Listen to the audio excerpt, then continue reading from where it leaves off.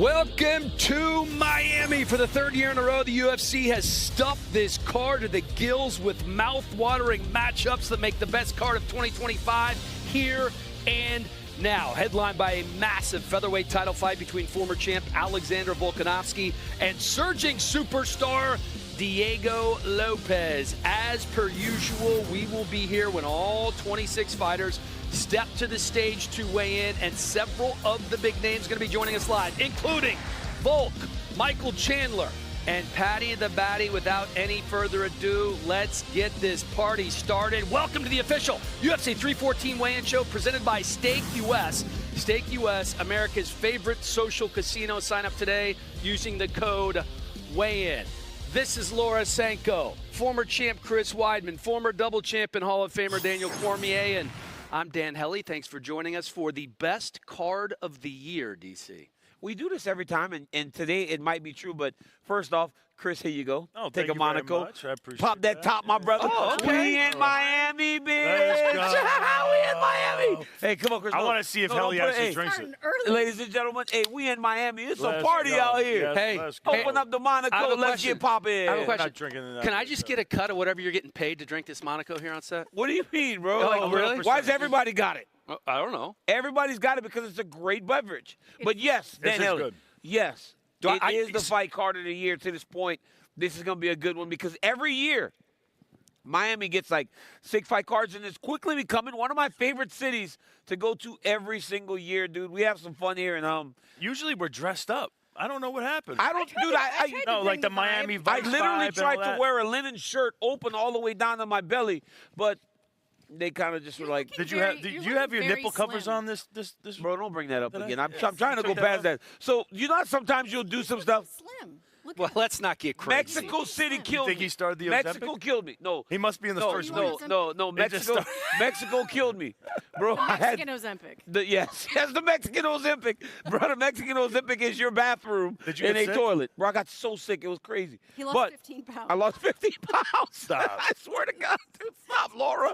You're All right. shaming me. No, I'm First off, you make me complimenting put you. nipple covers, and now you're shaming me. Like I'm done listening to you. I'm complimenting So you. I think you look know that was the picture. I can't remember what website it was, but they announce all the broadcasters, the guys calling the fight, and then the weigh-in show. And the picture was DC with the nipple covers I'm never on. going to That live was the that down. headliner You're of the weigh-in welcome, show. America. Bro, how in the Oh, world it could was how could our producers, the guys in the truck, not go, hey, DC, this might be a bad idea. Don't let Laura play you. But instead they let me. And then I realized I have like this weird hair. Like right here. All right. Okay, can we talk about UFC 314, Weidman? Yes. Can we Oh get my can we gosh. get into the card here because it is awesome. The early prelim is going to be on ESPN Plus. Bantamweight's getting us started. Nora Cornell taking on Haley Cowan. Tresean Gore looking to make it 3 in a row against Marco Tulio. Cedric Dumas taking on Michał Olejniczak to wrap up the early prelims. The prelims on ESPN and ESPN Plus. It's Darren Elkins and Juicy J opening things up. 41-year-old Jim Miller making his 46th UFC walk against the surging Chase Hooper. Huge featherweight fight. Number 1 ranked Yan Xiaonan taking on Verna Janjadova, who is ranked 3rd in the division. And then it's the featherweights, Dan Ige and Sean Woodson. Sean Woodson looking for a top 15 spot if he can win that. The main card is absolutely stacked. It's a top 11 light heavyweight battle kicking things off. Nikita Krylov and Dominic Reyes. Bryce Mitchell is back, looking to stave off the hard-charging Gian Silva, who's riding a 12-fight win streak. 5th-ranked Yair Rodriguez welcomes Patricio Pitbull to the UFC. Our co-main, Paddy Pimblett, taking on his stiffest challenge yet in Michael Chandler. And, of course, the main event. It's Volk and Diego Lopes meeting for the vacant featherweight title. Let's bring in the voice of the UFC now, John Anik. And Anik, let's dig into this main event, my friend. Oh, look at that Oh, shirt. wow. Look at that shirt. Gilroy Wrestling. Trying to get Anik, nice. He Look loves at DC. Daniel Cormier. Champ, you love That's this. my boy right you love there. this all over UFC 314 embedded today. Gilroy High School. Check the record. That's my Check boy the right record. there. 2025, big year. You know. It That's is my impressive. guy right there, boy. You like that, Hellie. Look at the smile on Helly's face. I loved it. John. Huh. I love it. I mean, I still A don't little have... surprise for my guy, DC, because I know he loves Miami, Florida so much. So. That's my boy. Good stuff, Anik. All right, well, let's dig into this main event a little bit. Volk has been off for a year, the longest layoff of his career. What was the vibe with the former champ when you sat down with him?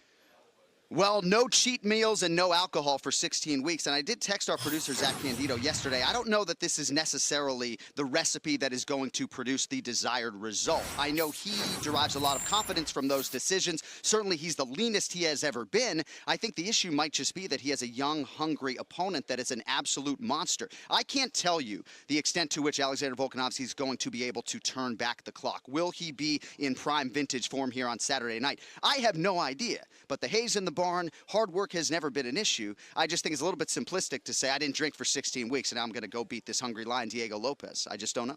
Well, a lot of questions, and I think he may have some of those own questions he has to answer once he steps inside the octagon. The co-main event, very intriguing. Paddy Pimblett with his toughest challenge yet in Michael Chandler. There are some who have said, perhaps they are sitting up here on this set, that they believe Michael Chandler has more pressure on himself in this fight than anybody else on this card. Are you buying that? I am buying that, but I would sell part of it after talking to him because not unlike Alex Pereira and Israel Adesanya and other fighters, Chandler isn't really emotionally attached to a singular result. And I brought that up with him in our fighter meeting because he's staring 2-5 in the UFC in the face if he can't come through as an underdog this weekend. And I think Paddy Pimblett has sort of been underappreciated, and maybe the focus has been more on the personality and the hair and the orating skills and not the fighting skills. We'll see what Chandler has, but I really feel like for Mike, he needs to prioritize winning and not entertaining this weekend, and that does not appear to be front of mind. Another massive, massive featherweight fight. Number 5, Yair Rodriguez taking on Patricio Pitbull, welcoming him to the UFC for the first time. Certainly a known quantity is Pitbull, but we haven't seen him in the UFC before. Yair Rodriguez's approach to this one is what? Well, he has a wrestling coach that has really extracted a lot of great things out of him. And Yair Rodriguez is talking about looking in the mirror, and he has never seen a physique like this. He has a new woman behind him. I think Yair Rodriguez, it stands to reason, has his best UFC years ahead of him. And that's why I think this matchup is just so intriguing, because Patricio Pitbull's not just here to sort of check the UFC box. He believes unequivocally that he's the best featherweight in the world, and I think he's going to have to grapple and wrestle his way to victory, because you don't want to mess around with, as Laura Sanka would put it, the Rubik's Cube of razor blades that is Yair Rodriguez on the feet. He is the voice of the UFC, proudly repping the Gilroy wrestling team here at the UFC 314 weigh-in show. You got work to do, my friend. We'll hear from you in just a moment.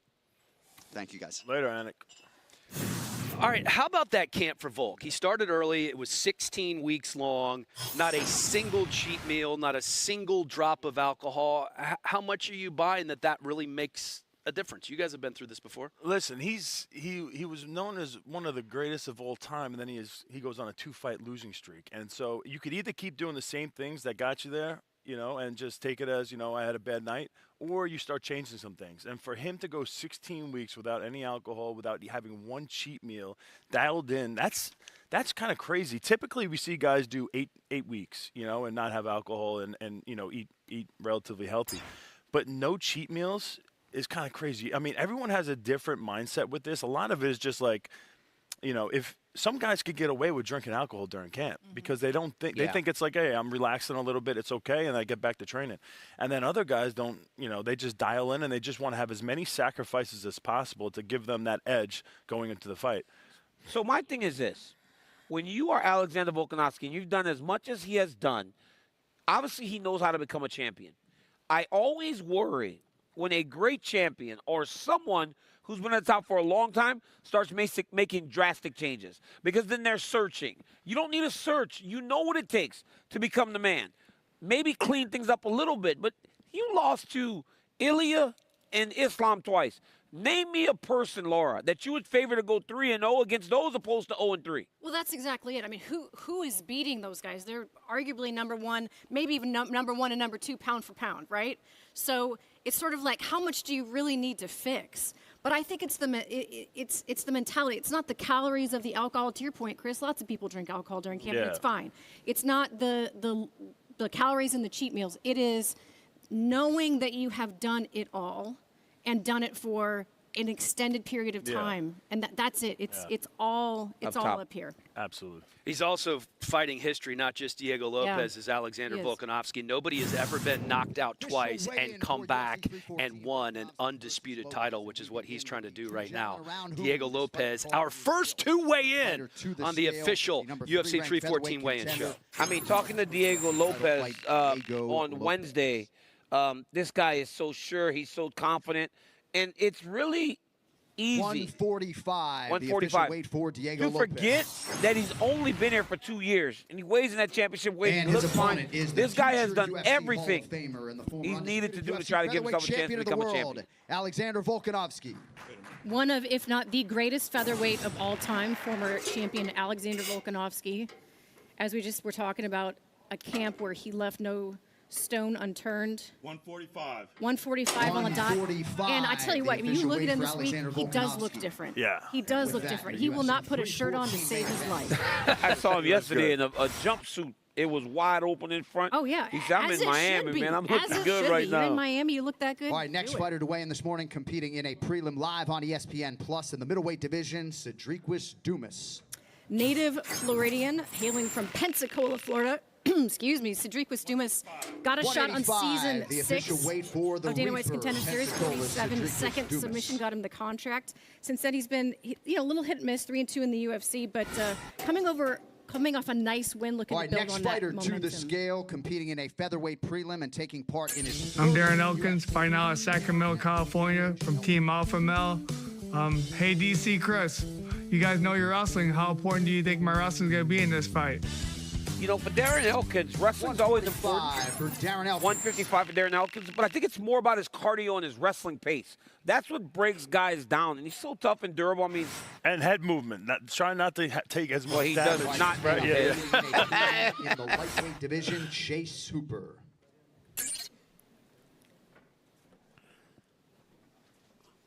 Chase is doing a mime thing. Yeah, I can't hear him. Chase is like miming, like a baby came in. He had a baby, right? Yeah, it was beautiful, but he did it. He's a mime. He's Chase. a dad now. Chase Hooper's a dad. The official weight for Chase Hooper. He's a dad. I'm assuming this guy's on a 4-fight win. No, that was someone else's kid. Second UFC appearance in the flyweight division. Of course he's dead. I'm Mitch Raposo. I'm fighting out of Fall River, Massachusetts. Hey, what's up, DC? I know I didn't get to really show my wrestling last time, but I got some tricks up my sleeve for this one with this full camp. Let's go. Well, that's exactly what he told us in the fighter meeting. That 126. 126 for Raposo. Mitch Raposo. He said that he was going to use his wrestling. He went back to his roots to prepare for this one. Spent a lot of time wrestling. Also trained that extreme couture to get ready for the fight. He's been striking more, right? Like footwork, just with the New England cartel. Paddy Pimblett. Yeah, Paddy Pimblett believes that he's going to walk through Michael Chandler. And his confidence level keeps raising. 156. 156. I got to be honest, man. This Miami commission is fast on the scale. I've never seen anything like it. We can't even get them started on these guys. They're so fast. Paddy looks great, by the way. Paddy's another guy that looks. There is no fatty Paddy. They need a longer stage. Because he doesn't get fatty Michael Chandler, one of the most exciting fighters in the UFC, man. Even in his losses, like with the Charles Oliveira fight in his last fight, he's in the 5th round. He's putting on him. He gets his back taken. And he's done. 156. It's over. It is over, Chris. He gets up to his feet just to put on a show, slams backwards multiple times just to make people happy. He's definitely a fan. All right, next athlete to the scale is the number 3 ranked strawweight contender, Vina Kakara Janjidoba. Virna Janjidoba, huge fight coming up against Yan Xiaonan on Saturday with the winner, the likely #1 contender at strawweight. 116, the official weight. Coming in having won 4 in a row, all of them against ranked opponents, including the likes of Lupi Godinez and Amanda Lemos. And next up is her opponent, the #1 ranked strawweight contender, former world title challenger, Yan Xiaonan. Yeah, Yan Xiaonan is a tremendous fighter. She's so fast, explosive. She can do it all inside the octagon. Granted, the title fight didn't go her way, but as she works her way back towards another championship opportunity. 116, the 116 for Yan Xiaonan. This is the type of fight, because if she beats Janjidoba, she can find herself right back as a #1 contender. So, next big night for her. Division, Marco Tulio. Marco Tulio, another talented Contender Series graduate from the class of 2024, made his UFC debut in January, stopping Ihor Potieria in the first 186, round. the official weight for Marco Tulio. And he's bringing a 13-1 record into Saturday night against Tresean Gore. 9-fight win streak. That's impressive. Yeah. All right, next fighter to the scale. One half of the featured prelim in the featherweight division. Perennial contender number 15 in the world, Dan 50K Ige. Currently the 15th ranked featherweight, been training with Julian Erosa, who's also on this card, who has fought and beaten his opponent, Sean Woodson. So he is feeling especially prepared for this one, saying he's in a great place mentally right now. In a prelim in the middleweight division, Michal Oleksiejczuk. Yeah, for Oleksiejczuk, this is a do or die. This guy has been here for a while. He's had some success. Now, the last time he went on a losing streak, he's been up and down. 186, the official weight for Hussar 186 Michal for Oleksiejczuk. Oleksiejczuk. Last time he went on a losing streak, he ultimately won 3 or 4 fights in a row to work his way back into relevancy. This weekend he's got to win to even stay in the UFC, probably. Moving night in the featherweight division, the 13th ranked contender, Bryce Thug Nasty. Well, love him or hate him, Bryce Mitchell, there's no denying he is a very, very talented fighter. Has one of just 3 twisters in UFC history, and that's all I get to say. It's over. There's like speed, speed wins. I put a bunch of dogs down in my day. He did. He had one quite thing the they have in common, they always squeal. Quite the press No, he did not say that. Yeah. Yes, he is a PR genius, bro. Yeah. Patricio Pitbull. Okay, so Patricio Pitbull is a tremendous fighter. He has unbelievable power, but he's also a great grappler. The other day we're in fighter meetings, and you know, Patricio Pitbull doesn't speak much English. 145. Oh, championship weight for Pitbull. Hey, bro, all of a sudden, he does the rest of his talking in, what is the Brazilian language? Portuguese. English to me. Hi, y'all. I am Haley Cowan. I am fighting out of Waco, Texas, and Denver, Colorado.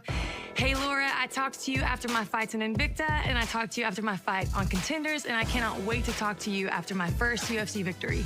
Oh, my gosh. Excited to see Haley Cowan back. I mean, she is such a talented athlete, lifelong gymnast.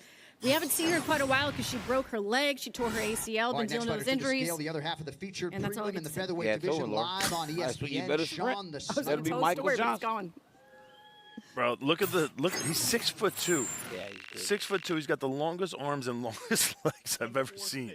146. He's like 7-1 in the UFC. Yo, he is a problem. He's on a nice really streak. good. Dude. He's a problem on the feet. He's a precision striker. This Keeps dude people can at box. range. Yes. When he trained in Kansas City, it was a running joke. He would just run around like, go on, try to get close, try to get You ever close. see Men in Black? Those aliens that like have really long arms. Absolutely, yes. He is that. El Absolutely. Pantera. Yes, former interim champ of the featherweight division, Yair Rodriguez, obviously welcoming Patricio Pitbull. But yesterday, very, very spicy with Diego Lopez at the He press does not like conference. Diego Lopez. They've got a whole thing. And it's funny, they're both the nicest No, dudes. but this is the thing, and I then think he they said that just hate Diego each other. Lopez is like carrying different flags. Like It's not about that. It's something not? else. I'll tell you later. It's team issues, I want to right? know Team bad. stuff. Team stuff. There's a whole thing. Can we do it as soon as we get like into some open conversation? Are you willing to share?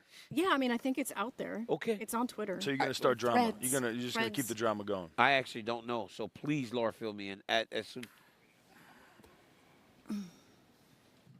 Sumadarji, I believe, is the next to be making his way over to the weigh-in. Right, next fighter to the scale, competing in a prelim in the flyweight division, Sumadarji. Sumadarji, the Tibetan Eagle, the first UFC fighter of Tibetan ancestry. Really coming to this fight with his back against the wall. He's taken a few losses, but I talked to Uriah Faber. He trains out at Team Alpha Male. 126, the official weight for Talked to Uriah Faber Sumadarji. about him. They really feel good about this fight. They feel like a couple of those losses could have been wins in his favor. They were decisions. And they're just really looking forward to him fighting to his full potential this time out. Hey. You're watching the UFC 314 weigh-in show presented by Stake.us. Stake.us, America's favorite social casino. Sign up today using the code WEIGH-IN. Speaking of weigh-ins, we have 7 more yet to go. Gian Silva, Dominic Reyes, Nikita Krylov, all on the main card. They are up. Patricio Pitbull has weighed in. He did make weight, and of course, he is making his UFC debut. He has achieved so much outside of the UFC. Now his final chapter has arrived, and he was kind enough to sit down with Megan. I think it was a tweet where you said something along the lines of featherweight's your new king is here. Vitoriosa, de muito sucesso, consegui atingir todos os objetivos da minha carreira até esse exato momento e vou fazer mais. Para mim estava faltando algum troféu na minha prateleira e esse era do UFC. Então, eu comecei em 1998, então era bem naquele tempo que o jiu-jitsu no Brasil ainda estava querendo provar que era a melhor arte marcial, então tinha aquelas invasões de academias. Então, nessa época, nós tínhamos que ser bom de jiu-jitsu, bom sem kimono e bom de porrada. E bom na rua também, então é basicamente isso. O nosso treino ele não era profissional, era um treino amador, mas era um treino de samurai praticamente. I saw where the Nogueira brothers also had a bit of an influence on your life, especially maybe when things were early on in the career. And what was that like, and what was their influence like for you? Quando eu assinei com o Bellator, eu morava em Natal, então a gente precisava de um treino mais profissional e a gente procurou o Rio de Janeiro.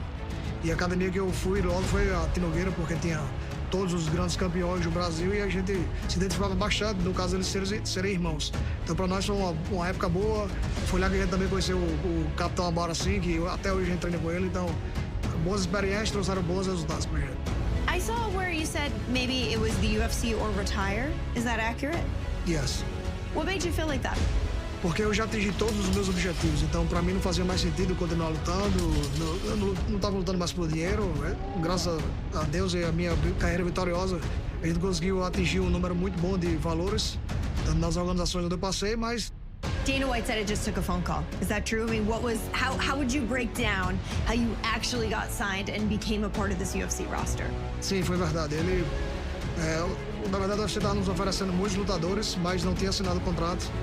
E teve uma hora que eu falei, Ed e Joinha, fala pros caras que eu luto até contra o demônio, só manda o contrato que eles vão me ver lutar lá. Sim, eu tava assistindo todos os top 15 ali, Evloev, Aljamain, Yair Rodrigues, Volkanovski, Diego Lopes.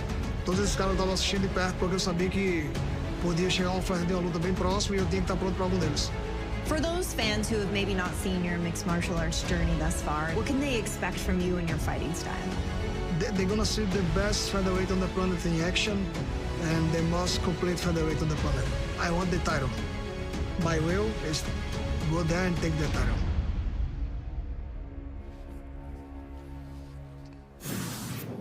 Obviously a long-time champ in Bellator. We haven't seen many guys make the transition from Bellator into UFC, Chandler being the most recent. Your guy, Ben Askren, Hector Lombard. Not a ton of success when they make that transition. What do you expect out of Pitbull? I expect a lot out of Pitbull because Pitbull is the best Bellator fighter that has ever been. That's the reality of what we got. He is a three-time featherweight champ, lightweight champ, simultaneous two-weight champ. He epitomizes the best that Bellator has to offer, and that's what we've always wanted to see. Yeah. What he would do in the UFC. There's a very short list of people that we really regret not being able to see in the UFC. Fedor was on it, and Pitbull was on it until tomorrow. You know, so every time you're in an organization outside of the UFC, there are always questions. And Pitbull, his story or his aura and greatness kind of precedes him. We know that he was good there. How does he do here? And honestly, most times, people that come from the other organization don't do as well. Yeah. Only Strikeforce. The people from Strikeforce did really well here because we all came still at a time where we were very young and we weren't very long in the tooth in terms of our career. I don't know what he does, but I do know this. He does not want to do what Michael Chandler's done. He doesn't want to be a performer. He wants to win. And he feels like beating Yair Rodriguez gives him that opportunity. Here's the thing, though. These guys that are coming in from the other organizations, they're getting some tough matchups. Pitbull's got a tough fight in Yair Rodriguez, and I'm hearing Pico gets a Vloyev or something like that. Yeah. Like, it's crazy the level of fight that these guys are getting. And if they can get through them, then we know right away we have immediate contenders. Yeah, bro, listen, Pitbull's a guy who knocked out Michael Chandler in a minute. And then he had to wait and watch Michael Chandler become a superstar in the UFC. I did Rousey 10 years ago. He was yesterday, and he was telling me that when he cornered Betch Correa versus Ron, because he thought there was no way he was ever going to be able to experience this in the UFC. Yeah, that was amazing. And now here we are, 10 years later, and he finally has his opportunity. What's that face you give? Eric told that story to me to use during his walkout at the fights on Saturday. Oh, my bad. And you can still do it. You can still do it. We have different audiences. Okay. Different audiences. But this has been a dream come true for him. You've never done that to someone before, DC. I have some other info that I could break about that. You better give me something good. I got some good stuff. I got something me. good for you. I got something. Yeah. Well, the winner of that Pitbull and Yair Rodriguez fight, hoping to face the winner of the main event. We have one half of the main event with us now, former champion Alex Volkanovski, friend of the weigh-in show. I think he actually suffered an injury on the weigh-in show. Talked about that with DC on his podcast. How's your butt feeling? Yeah, all good, yeah. A bit of breakdancing will do it to you, but, you know. We want you back, Volk. The moment you're back, we want you back. Yeah, no worries. Next show. I'll do business this weekend, and probably I don't know when I'll find time because I'm looking to defend straight away. So we'll find a time to get back on the show. Yeah, you're looking forward to being active here after this fight, that's for sure. But you haven't been active in a long time. A year away to reset, spend time with the family. We saw it on Countdown. What a beautiful piece of property you have out there in Australia, man. That looks awesome. Was it harder or easier after the longest layoff of your career to get back into camp? It was easy to have the break. You know, I accepted that I wanted to have that break, and I really enjoyed it. That was the question I was asking myself. Am I going to be able to flip the switch? I was telling myself, look, just wait till it happens. You'll flip the switch. And we did. You know, we had a nice long camp, got the weight down nice and early, and felt incredible. So incredible shape, as you can see, and ready to put on a show and get that strap back. Volk, you've been away for a little bit, and people miss you, buddy. I can tell you because the numbers on our interview are doing tremendous, and people love you. But Volk, listen to this, man. You're at the press conference yesterday. You are so locked in on the fight that's happening this weekend. Yair and Diego start fighting right above you. What are you thinking in that moment? Like, hey, yeah, worry about him when you got me who's going to be standing in front of you in that octagon on Saturday. Yeah, man, look, I was just at one point, I'm just like, look, don't fight each other. If someone gets injured, I might not have an opponent. So I was there, as you could see, I was on standby. At the start, I was like, oh, yeah, I could see nothing would happen, but they end up having another chat after. I don't know if you see their second little altercation they sort of had. Not altercation, but words they had. They got a bit closer, so I'm like, oh, I better make sure nothing happens because I want to make sure I got a dance partner tomorrow night. Not this part, the next part is where they actually got real close. So I was like, oh, I might have to dive in here. Hey, what were they saying, Volk? What am I saying with Chandler? What were they saying to each other? Volk yelling over you there. I don't speak very good Spanish, but I'm sure there's some swear words. That was honestly the fastest Spanish I've ever heard. Volk is the man, bro. Yes. Yeah. I wanted to see the translation so bad. Oh, I know. It's out there. It's out there. Fabiano texted me. Alex, I watched an interview with you this week where you said something really interesting. You talked about your ability to be present, not just as Alexander Volkanovski, the fighter, but as Alexander Volkanovski, the person in these moments. And I thought that was a really interesting insight. But I was curious about what allowed you to kind of peel back that layer and reach that sort of level of, I guess, vulnerability, you know, in this stage of your career. The break was because, you know, through my career, I was, you know, dedicated, and that's what it takes. You want to be the best. You need to sacrifice a lot of time, a lot of things, including a lot of yourself. And that's what it takes if you want to be on the top and want to be the best version of yourself. And I'm okay with that. But having that break, I was able to really evolve as a human being, as myself. And you could see it. You could see it in every interview. And, you know, when I'm in front of the camera, you could see me just being myself and really enjoying it. So I get to do that now. I can like sort of switch between the two. In the cage, you're going to see that same Volk you've always seen in there. But, you know, straight after the fight, you're going to see a man like Alex Volkanovski get to enjoy that moment as well. So that's what I'm really looking forward to. You can definitely see that, and you can definitely see your abs. You've had your shirt off an awful lot this week. Seem to be in tremendous shape. Okay. I haven't kept it on. Was that on purpose? Were you like, I'm gonna lean out this time, or was that just a byproduct of the way that you approach things this time? Well, that was a big part of my strategy, because when I started bringing in the fight simulators, started training pretty hard. You know, I could feel that weight, you know, the time off, and I'm like, look, the last thing I want to do is be halfway through camp or getting close and still feel heavy and slow, like and not sharp. You know, I don't want to just feel light and quick the last 2 weeks, especially because I've had such a break. So I was like, I'm going to bring the weight down nice and early, so I'm feeling very sharp through camp. So while I'm doing majority of my sparring rounds and the majority of the fight simulators, I was moving quickly because I was that little bit lighter, and straight away within you know, that 12 weeks out, I was at a reasonably good weight and moving very well. I'm very, very happy with where we were. So very happy with the decision, and very happy with the abs. And I couldn't keep a shirt on all camp. Hey, Volk, everyone's talking about you doing a 16-fight camp with no cheat meals, no alcohol. How does that contrast with your other typical camps that you had? Yeah, it was very, very long. Like, everyone knows I love my food. I'm not like you know, I don't mind a drink like everybody else. I'm not an alcoholic. I probably sound like an alcoholic, but I'm not. But I mean, I will drink here and there. I wouldn't usually stop drinking that far out and commit and be that disciplined, especially with the cheat meals. Like, I love my food and I love a weekend off. But I did not do it for 16 weeks. And look, it was towards the end, I was like, man, all right, I'm starting to feel this, but we're getting close. Now I get to enjoy a good, you know, post-weigh-in meal. I'm still going to keep that pretty disciplined, but there'll be a lot of it. So really looking forward to that. But can't wait for the after-party feeds, celebrate with drinks as well. Awesome. I love it. All right, Volk. So can we lock you in when we go to Australia for our next weigh-in show? Can we make that happen? He might be fine. 100%. And I'll do a stretch before I break dance. Alexander Volkanovski, good luck on Saturday. Glad you're back. Thank you. Glad to be back. Top 8 ranked. Back to the weigh-ins, Weidman. Nikita Krylov. Nikita Krylov. Man, this dude just comes forward, hits hard. He's been off for a while, but he's on a nice streak. He fights. He kind of fights ugly.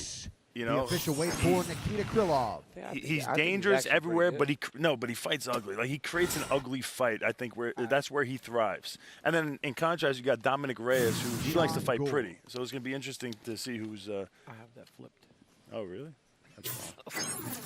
Tresean Gore, man, I just met with him in the lobby yesterday. This guy is very dialed in, very spiritually 186, sound. the official weight for Tresean Gore. And very motivated to get to the main card. He spoke about, you know, the fact that he's on the prelims and he can't wait to get to the point of being on the main card. 2 guillotine wins, by the way, in a row. How lucky are we to have Paddy Pimblett right off of Alexander Volkanovski. Paddy the Batty. Ranked 12th in the lightweight division, the biggest fight of your career, coming up against Michael Chandler. And, oh, by the way, you are a dad now. Everybody's sitting up here with me, also a parent. How has that changed your approach, not just to fighting but to life? Yeah, it changes your life overnight, doesn't it? There's not much else you can say. I had 2 in 1 as well. I got 2 for the price of 1. So it's hard work, it is. It's very hard work, but it's all worth it. And it gives me a new source of motivation. It's another reason, another big reason to train even harder and put much more work in, which I have done since they've been here. Hey, Paddy, like, there's a lot has been made about no more Paddy the Fatty. Like, you didn't get as big after the last fight. What went into that? Because it was always a fun part of the story that you were able to get so big, enjoy yourself, and then get back down and fight so well. But what made you not do that this time and be a little more locked in? Because I never come over to your hood, DC. Hey, no, Paddy, I want to say, Paddy, you come to my place, you know, hey, you know we hitting the Popeyes. I heard you like it, too. I never came over to America. You know what I mean? When I get to America, I can balloon up to like 96 kilo or something. But the highest I get to in the UK usually is about 88. So that's what, 193, 195, something like that. That's the heaviest I get to. But like I walk around normally at about that, 88 kilo, 87 kilo. You know what I mean? When I'm light, about 83 kilo. Like I started my cut yesterday at 170. I'm a big lightweight. You are. Paddy, you got them kids now, so you got to go straight home after. You don't get to just vacation in the U.S. and run around having a good time. But Michael Chandler this week can put you in line for some really big fights. What was it like getting in front of Chandler yesterday? Because when we spoke Wednesday, you hadn't really run into him yet. What did you feel when you guys came face-to-face for the first time and the stare-down and everything? What was the emotion going through your mind there? No emotion. You know what I mean? I'm a cold-blooded killer. Like when I get in there, like it's funny looking at it now because I felt like he tried to intimidate me at first. You know what I mean? He tried to get quite close into me and not smiling at him, but I can't help it. I just smile in them situations. It makes me laugh. Obviously, it might be a little bit more later. We might, with the ceremonials, he'll have his top off. So you know what he's like with his top off. But I've just been stood next to him then. Just been stood next to him before he went out on stage, and he's small, isn't he? You do look a lot bigger than him right there in the stare-down. Yeah, he didn't have any shoes on. We both had no shoes on then. We were just in our underpants, as the Americans would say. And he was looking pretty small. I love it. Hey, you've had so much hype on you. So even before you were in the UFC, you had a huge following. Do you think this is the fight, the Michael Chandler fight? Is this the one that's going to get you just to be able to shut up all the doubters and just let people know that the hype is real? I hope so. You know what I mean? Get a fast finish and a dominant win, and I hope so. But as I always say, Chris, the goalposts get moved with me. When I win tomorrow, it'll be, Michael Chandler's 2-4 in the UFC. They're only giving him washed old fighters. He's 38. So that's what's going to happen when I win tomorrow. But when I end up beating someone in the top 5 and taking the belt, no one can say nothing. I know you got tons of motivation going into this fight, but when you see a guy like Conor McGregor come out and tweet that he's going to be watching your guys' fight specifically, does that add a little bit of extra motivation to know a guy like that is possibly interested in fighting you, and you know what that means? Yeah, of course. It's the biggest star the sport's ever seen. If Conor wants to come basically back out of retirement to fight me. Hey, but Paddy, I'm here, lad. Do you wait like Michael Chandler waited? Like for as long as... No. You don't wait? No, I don't wait. It's quite funny. I need to sell Chris. I was at my Cage Warriors debut the same night that he beat Anderson Silva the first time. And I actually watched that fight with Conor McGregor in the Cage Warriors hotel. Yeah. I'll never forget it. Cool. when he knocked Anderson out, and McGregor was devastated. He ended up leg kicking a wall. Yeah, hey, Paddy, honestly, when Weidman knocked out Anderson, I started booing. But, the Brazilian Paddy, I started on 4th of July booing. weekend. But, Paddy, listen, do you have a relationship with Conor McGregor? Because you said, sure, I want to fight him, but do you guys have, like, a relationship?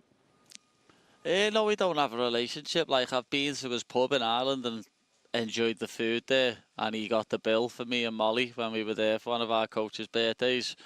But I've never... That's the only time I've ever really met him in person at a Cage Warriors show. I don't think I've ever seen him at the UFC or nothing, but if I ever bumped into him, I think we'd have a laugh. He seems like a funny character. Definitely. Well, whether it's Conor or someone else, you know, if you get a win over Michael Chandler, you've got the keys to the kingdom and the top of the lightweight division, and there's nothing but legends ahead of you. So if you could write 2025 perfectly, what would that look like for you? First or second round knockout or submission over Michael Chandler tomorrow. So I can't look past him. That's the first thing that I've got. And then I'd love to fight a legend like Charles, to be honest, in Abu Dhabi in October, because everyone says that Charles is the best submission artist that the UFC's ever seen. And by numbers he is. He's got more finishes, more submissions than anyone. So I'd love to fight him, former UFC undisputed champion. 2 defences, beat Charles Oliveira, prove I'm the best submission artist in the UFC, and then fight for the title 2026. Well, you took the words right out of my mouth. So you feel like the title, you've got a clear path to the title at this point. Yeah, definitely. The roadmap's there. I've just got to follow the GPS. Paddy the Batty, good luck on Saturday, my friend. Looking forward to seeing you in the octagon. Thanks for joining us. Thank you very much. Obviously, so much hype surrounding Paddy Pimblett, even during his time in Cage Warriors, before he was in the UFC, and now he is on the doorstep of becoming a title challenger. I tell you, the Miami Heat do a good job. Look, they got Well, you can argue not since Conor McGregor has an athlete come into the UFC and resonated with the fan base to the extent to which this young man has. It's bigger than anything I ever done before. I ain't never been shy. What a war. Look at this. They are going at it. Everyone underestimates me, but I've got consistently better and better and better. I want to come out there and I want to show everyone how good I am. Sweet kid. Scousers don't get knocked out. Watch him out, forget I took the jaw. In 1 round, I put Bobby out. Paddy's got him now. The triangle is tight. That is some slick grab. Out cold. 8 consecutive wins for Paddy the Batty Pimblett. 6-0 in the UFC. And this man knows how to hype up a crowd. Look, I've been the greatest. And that looks like it's going under. This is it. That's tight. He gets it. He gets the tap. The Paddy party goes to the next level. I think I've gained that sort of popularity just because I wear my heart on my sleeve. What you see is what you get with me. I don't care what you say. That's impressive. I'm no different from when the camera's on to when the camera's not on. Ferguson goes down. To all you haters out there that said I'd never get a ranking, what now? The king of the f***ing North is here. So whenever a guy comes in with a lot of hype or a gal comes in with a lot of hype, you want to know, okay, are they for real? And sometimes it takes a year or two, right, until they finally meet an opponent who we can say, okay, if they get past them, this is hype meeting reality, and they are the real deal, right? So that's kind of the situation here with Paddy Pimblett. Let's talk our favorite hype versus reality moment in UFC history, RJ. Let's start right here. That's my dick. All right, here we go. Take a look. This wasn't mine, but we can do it. I can go with it. Conor McGregor beating Chad Mendes. This is mine. Stop. Go. Conor McGregor came into the UFC. All right, go ahead, RJ. Sorry. Now that we got that out of the way. Slap me in the dick and you ruin tape. You know what? I was just in that production truck. They got a lot of buttons to push. They can mess up every Go ahead, RJ. Well, let's see what the B-roll is first, and then we'll see. I don't think you're getting B-roll. No, just on your own. Let's go talk. Just talk, RJ. This is what you do every week on Sirius. Let's go. Nervous. Dricus du Plessis. The entire time he was in the UFC, for the longest time, he was undefeated. He was getting wins. He was getting finishes. We're like, okay, at some point, this reckless, crazy, wild style is going to come back to bite him. That's a really good. And then Robert Whittaker, we thought, okay, if I know anything about mixed martial arts, Robert Whittaker's going to beat Dricus du Plessis. Nope. Dricus proved this wild, reckless style that everyone makes fun of is going to not only make him a champion, but a dominant champion, one of the best fighters in the world. That's a great pick. Thank you. You're welcome. That is good. I like it. I was so baffled by that. For me, I don't know if I have a B-roll, but I'm doing Conor versus Aldo. And I know you're doing Chad Mendes versus Conor. But I think the goalpost moved after that Chad Mendes fight because it was a 2-week notice fight for Chad Mendes. He was on this camping trip, and he was looking good against Conor. Conor looked tired and everything, but it was this fight that did it. Everyone thought the hype was going to be ruined by with Conor McGregor in this fight against Jose Aldo, and he proved this all wrong by that knockout over Jose Aldo. Okay, I actually chose Dennis Seaver, not because of the opponent that he was, but the question was the moment. And this was Conor's first main event ever. And from this point on, he was pay-per-view main event only. Yeah, mine is Chad Mendes. Because, oh, sorry. Yeah, take a minute. Mine is Alex Pereira. right? 4 fights into his UFC career. We knew about the kickboxing, and now he's facing the guy that he had beaten in kickboxing. We'd heard what a bad man he was, and this is when we realized, yes, the hype meets reality. I like it better than mine. And he was coming off that first round, knocking out Sean Strickland, but it wasn't Izzy. You had just saw what had happened already in 2 fights prior, so it wasn't that surprising because he had beat Izzy. I said this because for all the hype that McGregor had, everybody thought that the moment he got in there with a wrestler, it was done. Because before, it was very careful matchmaking. Dennis Seaver was a striker. He was going to beat Dennis Seaver. He was always so heavily favored that you put him in that with Mendez, even though it was short notice, Mendez had the ability to just take him down and hold him down for 25 minutes and then started to do it early in the fight. Then he got through that. Yeah. That's when I said, this kid's the real deal. He's going to be world champion. All right, hype meets reality. Paddy Pimblett, he says the fans keep moving the goalposts. Michael Chandler is 7th in the division. Michael Chandler has fought the best of the best in the division. However, he's won twice in 6 fights. Do the goalposts get moved again for Paddy Pimblett, or are people buying Paddy Pimblett if he can beat Michael Chandler? That's exactly what happens when you are on any sort of hype train. We just literally talked about it with Conor McGregor. We picked out 3 different Conor McGregor fights for 3 different legitimate reasons because the goalposts kept moving for him. And that's what happens when people get excited about you early in your career. You do amazing things before you get to the UFC. And then the fan base here is like, yeah, I don't know. It takes a number of fights. The goalpost absolutely moves for Paddy. I think the Bobby Green fight was massive. That was the first one. This is a huge one, though. To me, this is the one that really is like a pivot point in his career trajectory because it opens up the top 5 of the lightweight division. But do the goalposts move, yes or no? Yeah. They move again. No, even no, I do. I think for a certain section of the fan base, the goalpost will move. Oh, okay. Oh, a certain one will check the box, but there's still that one be like, nah, but Chandler was old. Who's winning the popular vote, though?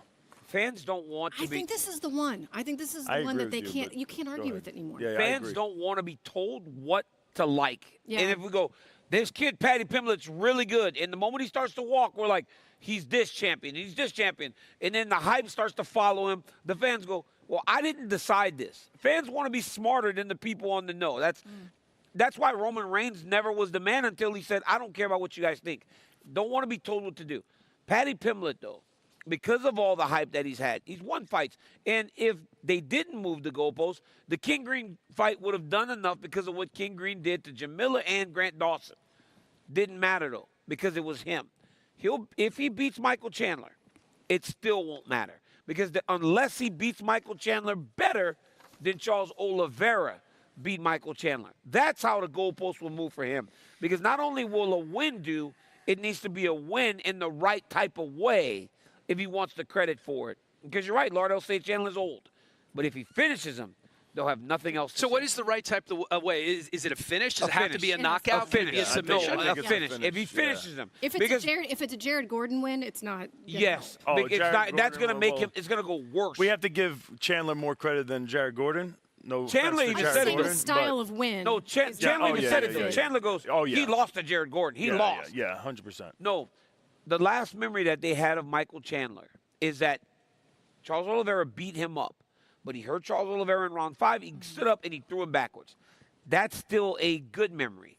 If he can wash him out, and he needs to wash him out, and it looks more impressive than Charles did because they respect Charles so much, then he will get the credit he deserves. We also have to remember that Michael Chandler in that fight against Charles Oliveira was coming off a huge layoff over 2 years. Yeah, he was waiting for Conor. Waiting for Conor. He came to that fight. He got beat up the first 4 rounds. The whole but then it almost like maybe he got he got comfortable again after being off for so long. And the 5th round was his best round. I mean, he hurt Oliveira multiple times, and. He's 38. He's 2-4. But at the end of the day, that dude is a problem. He's as tough as you can be in the game. Like, you put his back against the wall, that guy is swinging like an animal. He's going to be hard to take down. You have to if Paddy Pimblett wins, this is the fight that solidifies him as the real deal. Can I just add this before we get to the next win? Every logical thought says that call the truth that Michael Chandler's like kind of done.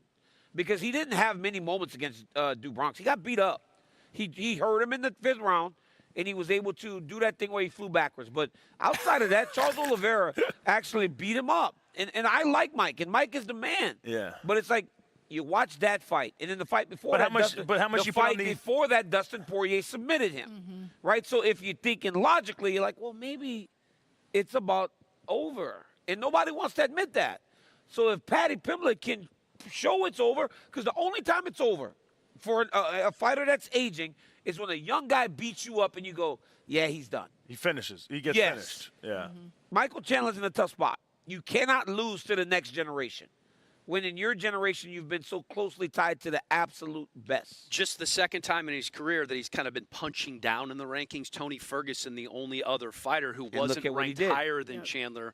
Yeah, that front kick was nasty. I'm not saying he's done. I'm saying if you think logically, right, with what's on paper in those last couple fights. No, I get it. And this is kind of a coin flip fight, right, according to the odds. So this is a tough fight. Tough spot. It really is. Juicy J's weighing in. You guys want to go take a look at the Juicy J weigh in? Competing in a prelim live on ESPN. Julian Erosa coming off a couple of first-round finishes, both guillotines. Really impressive stuff from him. Obviously knows that that's not something he can necessarily count on in a fight with Darren Elkins. 146 for Julian Erosa. Super entertaining fighter. This guy is always a dog. His son AJ turned a year just a little bit ago. Another young dad. These guys are popping out kids like crazy. A lot of testosterone and like energy. From young to not so young. Jim Miller step into the scale, 41 years young, facing another hungry lion in Chase Hooper. And 156, the official weight for the lightweight. It's really all about the numbers with Mr. Miller. We're going to call him Mr. Miller because he's 41. 27 wins, most in UFC history, making his 46th career walk. That's a man. I say it all the time.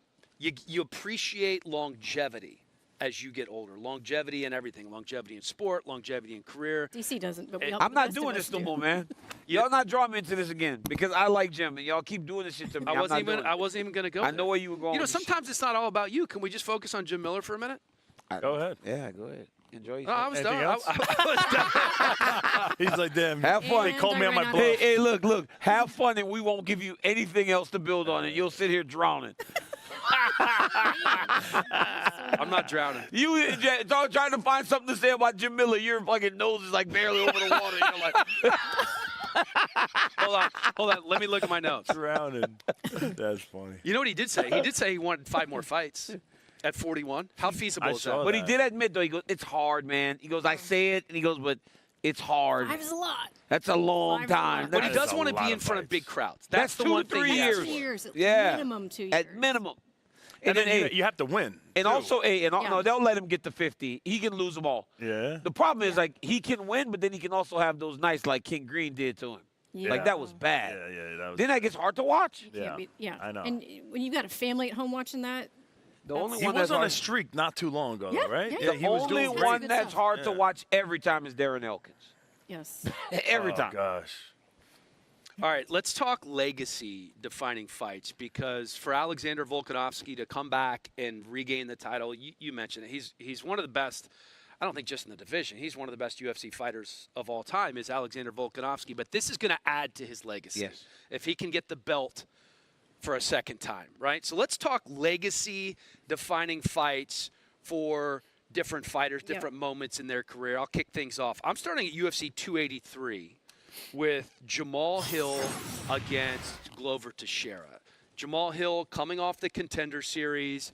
We knew he was good. He comes from a small gym in Michigan. We didn't know how good he was. And for Jamal Hill, in my mind, no matter what he does the rest of his career, he's always going to be a champion. He's always going to be a UFC champion. That was a legacy-defining fight for Jamal Hill. Yeah, mine is Frankie Edgar versus Charles Oliveira. I thought Helly was going to steal this because he was a huge fan back then. 2015 or 14, whatever it was. But I'm glad he didn't steal it. But he was coming off of 3 title losses in a row. He lost to Benson Henderson twice, then lost to Jose Aldo. He fights Charles Oliveira, wins the fight, and then goes on a 5-fight win streak to go back and fight for the title again against Jose Aldo, which he lost again. Choice. Yeah, thank you. It's a great choice. Yeah. You got to really understand MMA. That was excellent. No, you had to dig deep. Yeah, that really came down between you and Dan. It was going to be you and Dan that chose that one. 6 out of 10. 6 out of 10. Yeah. Not bad. So mine is going to be when Justin Gaethje and Rafael Fiziev fought in London. Because, again, it was Justin Gaethje fighting back and fighting the next generation. Justin Gaethje could be who he is today, or he could be a guy that's of the past if you lose that fight to Rafael Fiziev. It's those moments, man, that define your legacy, where you get that young guy trying to take your spot and you push him back, especially when you're a guy like Justin and Michael Chandler, who's only fought the best of the best since they got here.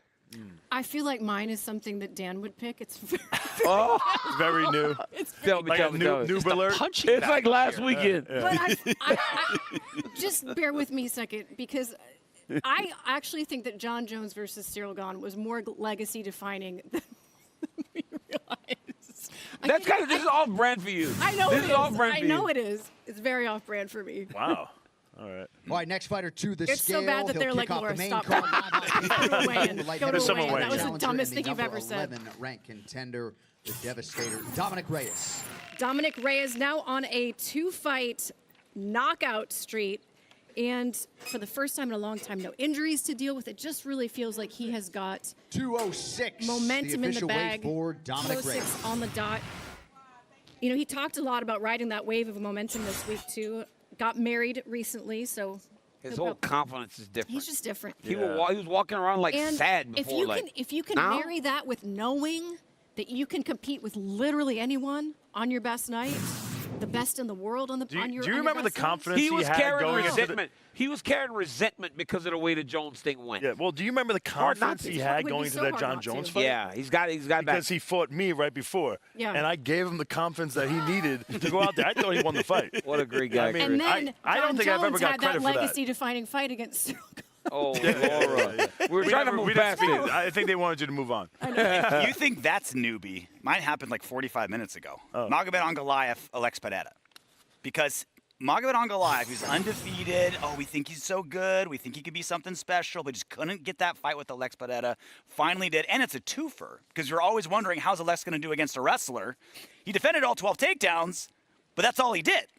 So it's like a twofer legacy, right? We learned how Alex would do against a wrestler, and Magomed Ankalaev proved that he's the best fighter And in the world. Ankalaev isn't really a wrestler, though. He's not. But he's the best Well, he was wrestler a in that division. Greco-Dagestan national wrestler champion. that he had But in faced. MMA, he hasn't been a wrestler. Yeah.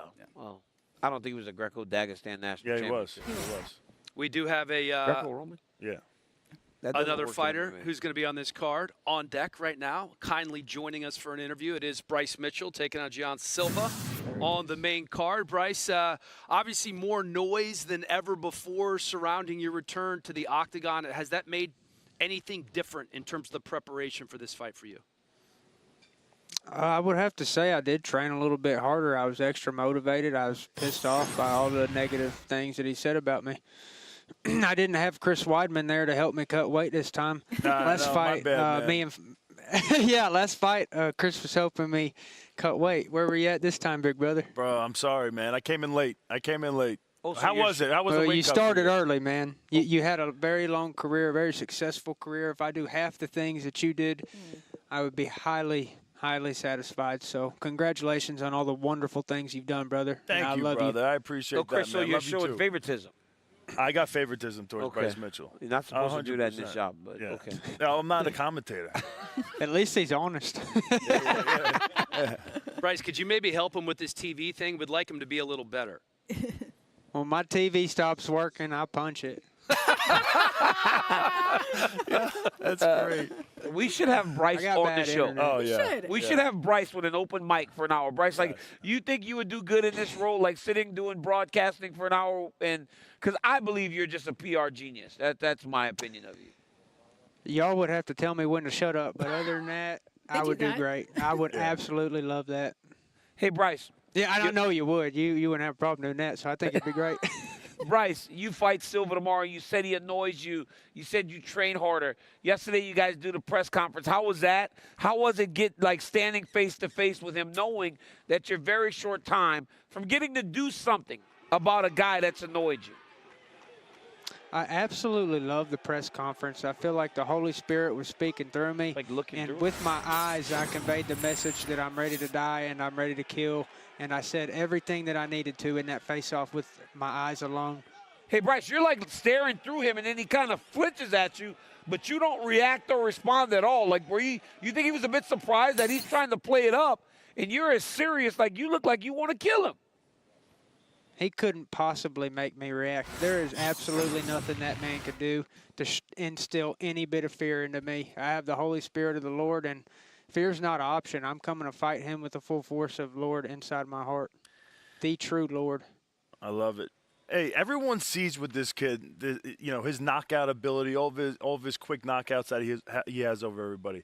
But what do you see in him that gives you confidence and gives you the belief that you're going to win this fight? Is there certain fights that you watch where you see him maybe, struggle with some wrestling, or what are you watching? I see overconfidence. I see the younger man that I used to be. Hey, is there any concerns that he hasn't weighed in yet? Do you think he's struggling with his weight cut? I know he's struggling in with the weight cut, because if not, he'd already weighed in. I mean, I'm not a genius, but I'm just telling you, it starts at 9. You're a genius. He ain't here yet. Yeah, that's a problem.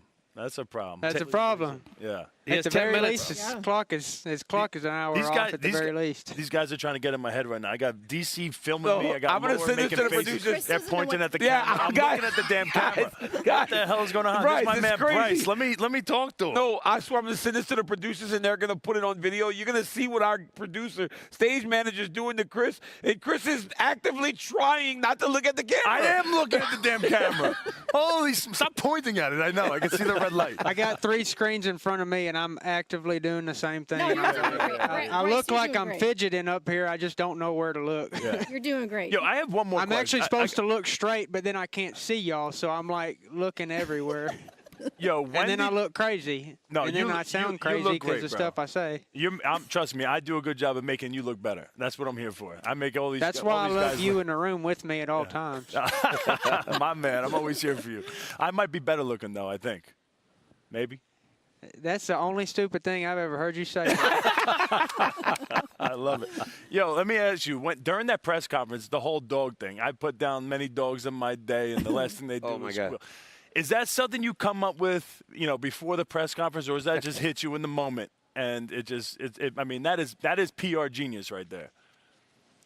There's a passage in the Bible, and I can't remember exactly where it is, but I read it actually not too long ago. It's still on my mind, but the Lord says, when instructing his disciples to speak in front of a large group, he says, do not worry about what you will say. The words will come to you in your hour of need. The Holy Spirit will speak through you, and that's what I believe happened.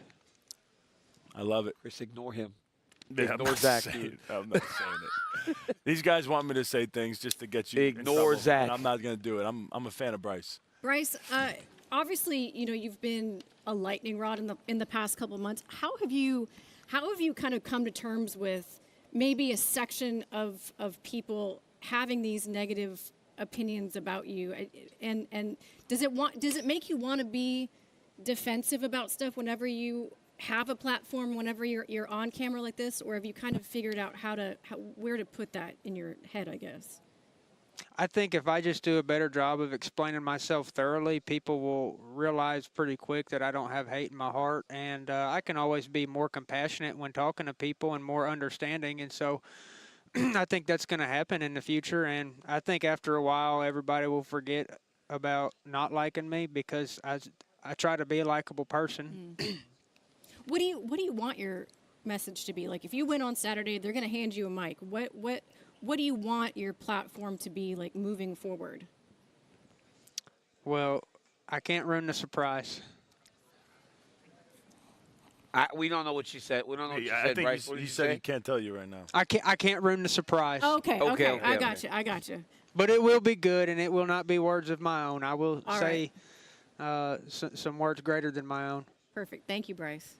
All right, he is Bryce Mitchell. That was great. Like, he's got great energy, everything. Thank you, Bryce. Rap? Good luck on Saturday, my man. Quick-witted. This is my favorite weight cut ever. I hired a nutritionist. You sound guys, get you a nutritionist. I feel good. I actually have abs, like, for first time in my life. It's crazy. And I ate more this week than I usually do. The nutritionist had me eating food, and I was totally worried I wasn't going to make weight because of how heavy I was. But I made weight easier, and I feel better.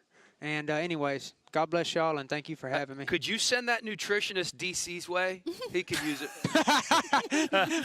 Can we get a name and a number? Why you got to do that, man?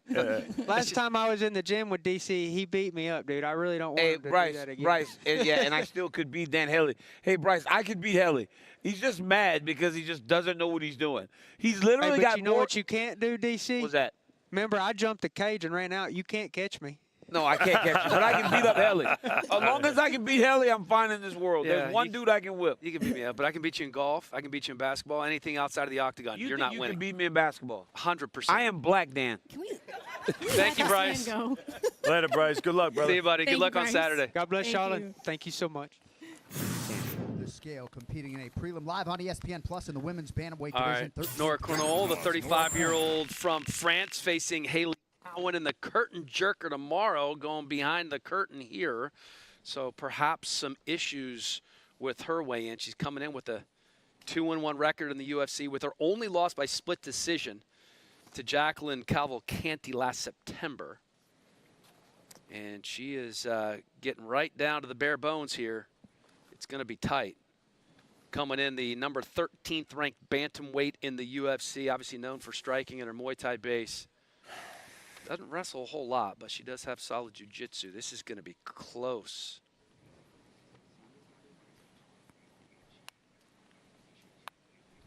$138. So she weighs in at 138 pounds. She met with the medical team. This actually happened during the Bryce interview. The medical team did say she was healthy enough to try and cut the additional pounds. So she's going to do that it's 2 pounds. over the next hour. It's 2 pounds. That's a lot. And if she's feeling like this right now. Are they in the hotel right now? They're okay. Yes. So I mean, she probably has a sauna right there. She probably has, the blankets and everything ready to go. If she was at the arena, I would say there's no chance. So we have just over 4 minutes for Jean Silva to weigh in here. Got to make an attempt. Yeah, right? Yeah, I mean, that's cutting it close. to Bryce's point, if it wasn't tight, he would have weighed in already. So Do we know if he's ever had trouble before? Has he ever missed weight or anything? Hey, it don't matter if you had trouble before, if you have trouble down the line. This is about having trouble right now. And he's having trouble right now. I think it's, this fight is the first time that he's in the real limelight. I mean, they were saying that he's like the real main event of this card. Was he having too much fun and excitement and not focusing on the job at hand? You know, a lot comes with hype, especially if a fight gets big. It's easy to get caught up in all those things and then realize, like, oh, my God, this is much bigger than anything I've ever experienced before. Yeah. He's walking downstairs down a weigh-in, but he's never done anything like this before. So while you want the spotlight, while you want to make people hate Bryce, it can flip. He will have to deal with so much negativity if he doesn't make this weight. Oh, my God. Yeah. Because they love him right now. They're cheering him against Bryce. But at the ceremonials tonight, he'll see a massive difference if he misses that weight. And then let's see how it affects Jean Silva. He's a lot to live up to in terms of what he does to Bryce, too. For the section of the fan base that wants to see Bryce, they want to see him get. And guess what? Bryce is a bad matchup for him. It's a terrible matchup. It's like a bad matchup for him. I know. How are people missing this? If you want, it was Juliana Rosa who was out wrestling him. Oh, no, not Juliana Rosa. Who's the dude he fought like 2 fights ago? It was the French, not French. Yeah. Somebody was out wrestling him for a lot of the fight. He ended up getting the knockout. So I mean, Jean Silva. No, the guy Jean Silva ended up knocking him out, but.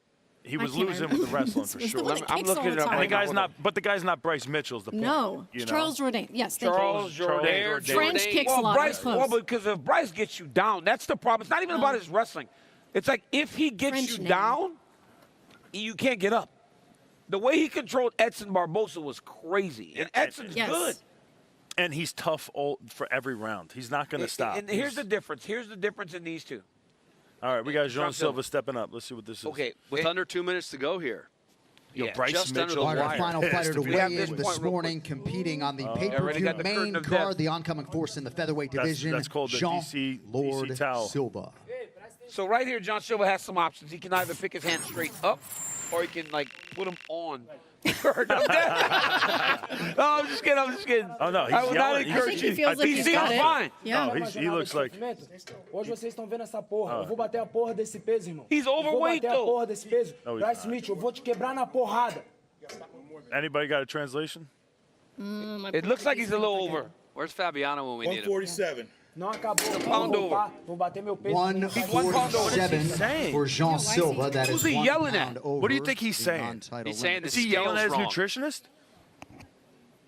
I just made that up. Yo, that's crazy. He looks so confident on the scale. But he doesn't seem like that depleted. Now though. he put his Oh, he's tights mad. on. Why is he so? He is really pissed off. Where is Fabiano? Bryce Mitchell, vem te buscar, filha da puta. Bryce Mitchell or something. You talking about Bryce? Thank you. I got that. I did that. Yeah, right. I picked that interpreted. up. Yeah, Thank you. I Let's get your interpreted that. I Portuguese. Portuguese. It's I good. interpreted that. Do you think he just talks like when he's driving in the car by himself? Bryce Mitchell when did. he's sleeping. Bryce Bryce Mitchell. Mitchell. I Bro, mean, did you guys hear the story about his mom? Bryce? No, John Joan Silva. No. I don't know if it's true. I saw it on. Then on don't X. say it. Don't say it. No, I gotta say it because I mean it's a crazy story. Hopefully I could be it's wrong. good. No, If it's not good. true, dude. I don't know. Yeah. I think it might be real. His mom killed like 3 dudes that Dude, were trying no, to come on. assault her, and he witnessed it. Are you serious? Oh, I've never. We hopefully the producers. This is literally the worst. This is But it makes journalism me think, 101 taught because by I talked to University I on Long talked Island. to his teammate Kyle, and before one of his last fights, and he was saying, "Yo, this dude, he's legit crazy. He's a crazy dude. Do It's it in not the like a middle of him show." saying this. And it kind of like it seems like he's seen a lot in his life. This guy's This a dude mean, right here, he's a bro. mean mother effer. This dude here is Yeah. crazy. Yeah, that's it. I would love to. I would love to know if that's true. Just throw it out there. It got me. Like it So is. what we did find out was what he said. He was basically telling the media that was there, stick around, I will make weight. So he weighed in at 147. Yeah. And he's going to have an hour. So we're going to stick around. Yeah. Oh, Stick okay. around. He'll I be fine. am going to make weight. 1 pound. Okay. And I am going okay. to knock Okay. Bryce Mitchell. And Was he had the someone able to get underwear on. Fabiano? too. Were That's you like guys able to 44. get to Fabiano? Yeah, Fabiano just told me in my ear He's the through man. Zach Candido. Oh, that's quick. He's the man. That's Yeah. quick. Yeah. Alexander Volkanovski, we've talked about his legacy. We always reference the greatest featherweights of all time. There have been so many great ones, right? You have Max, you have Volk, you have Connor, you have Jose Aldo, which for some reason seems like he's forgotten at times. It's an endless debate, and John Anik sets it up nicely right here. The GOAT argument in sports is always a heated endeavor, and among UFC fans, it can get real hot, especially when you look at the featherweight division, where only a handful of fighters have stamped themselves as the greatest, well, temporarily at least. Take Jose Aldo, the pioneer of the division, went on a 15-fight rampage through the WEC and UFC with some of the most electric knockouts on record, and he has the most title fight wins with 8. He's the best, right? Max Holloway knocked him out twice. So Max is the GOAT, right? Stats sure back it up. 13-fight featherweight win streak, most wins, finishes, knockouts, and strikes amongst all 145-pounders all time, and he did it with style. He is definitely the GOAT. Alexander Volkanovski beat him thrice. Wow. Then clearly Alexander Volkanovski reigns supreme.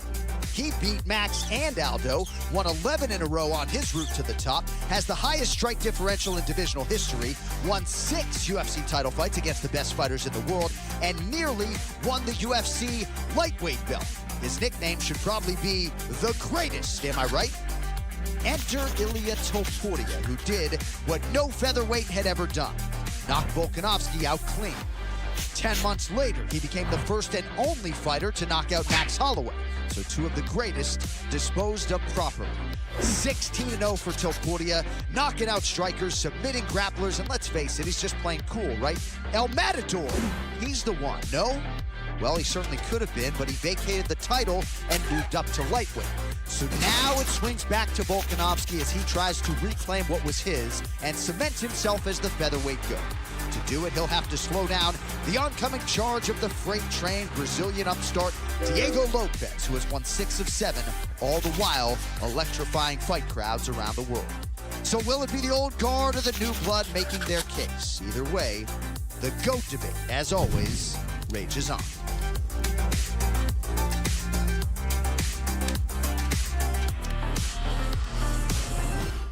We fired Chris.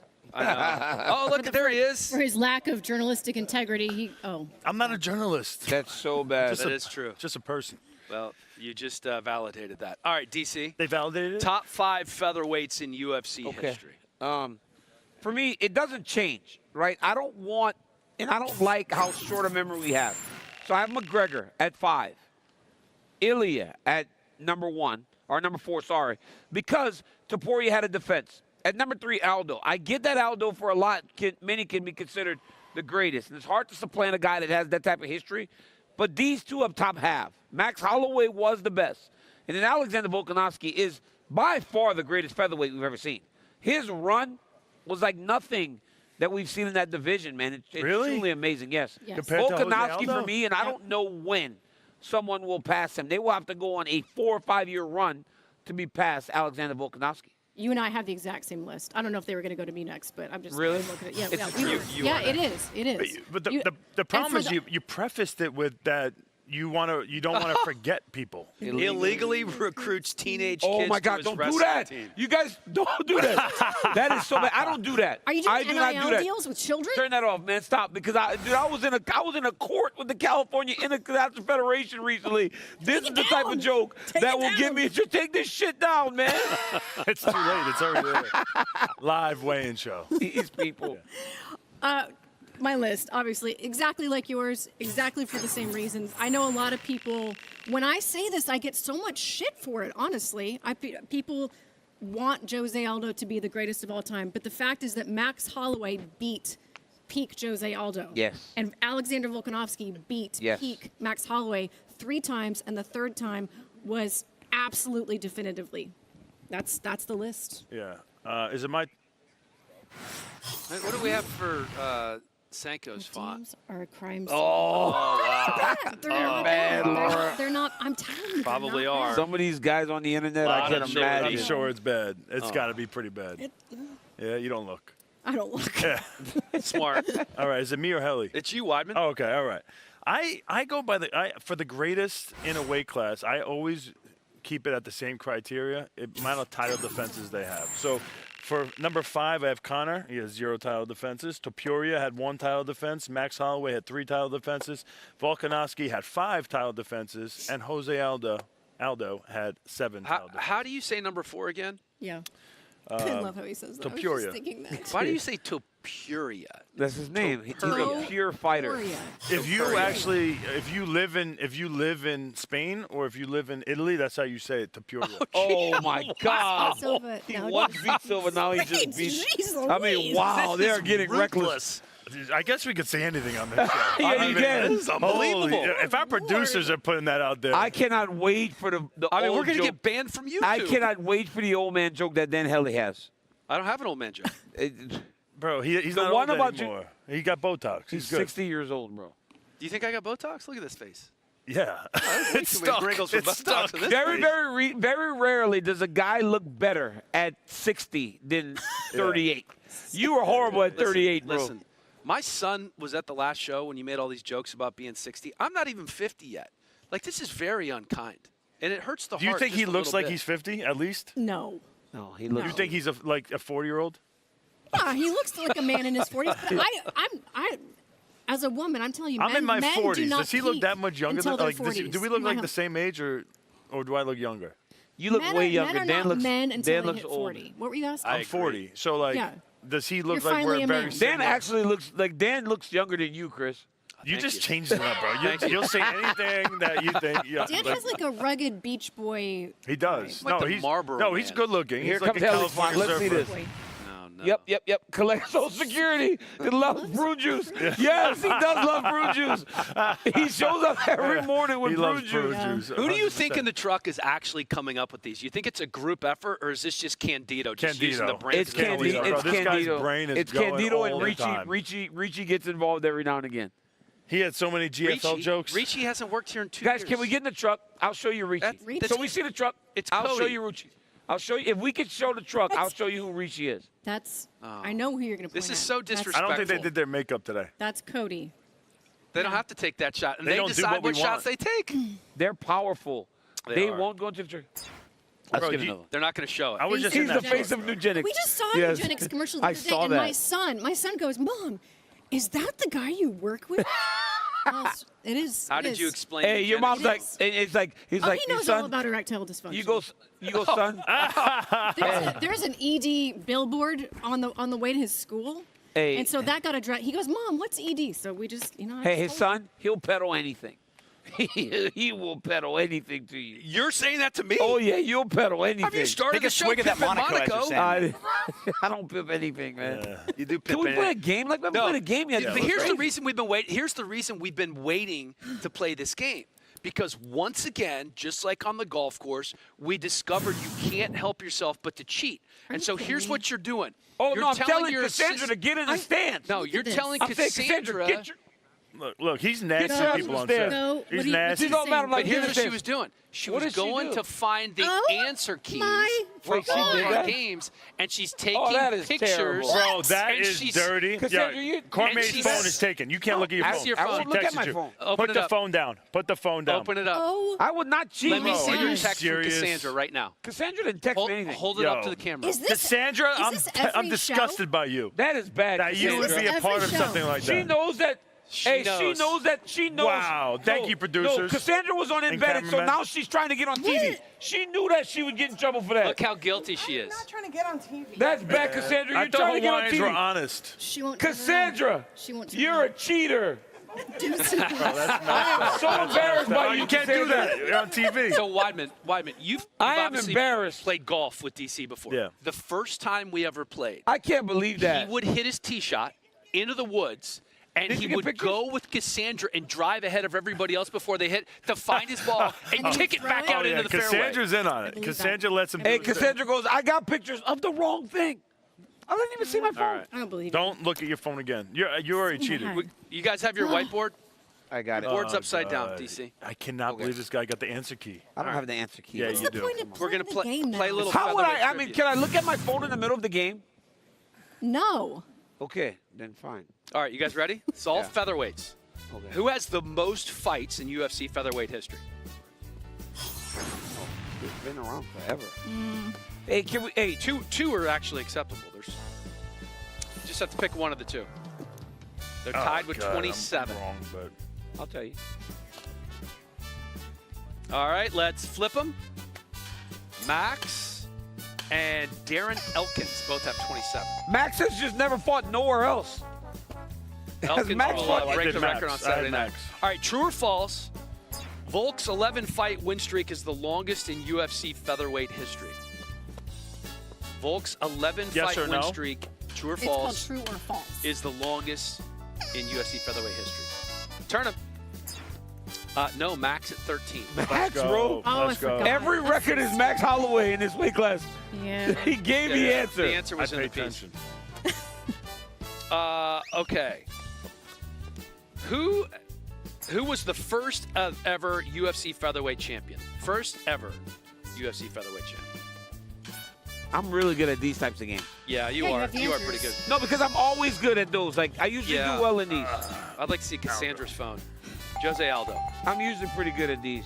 All right, who has the most submissions in featherweight history? I'm going to give you a little hint here. He is still active, but he's not a featherweight anymore.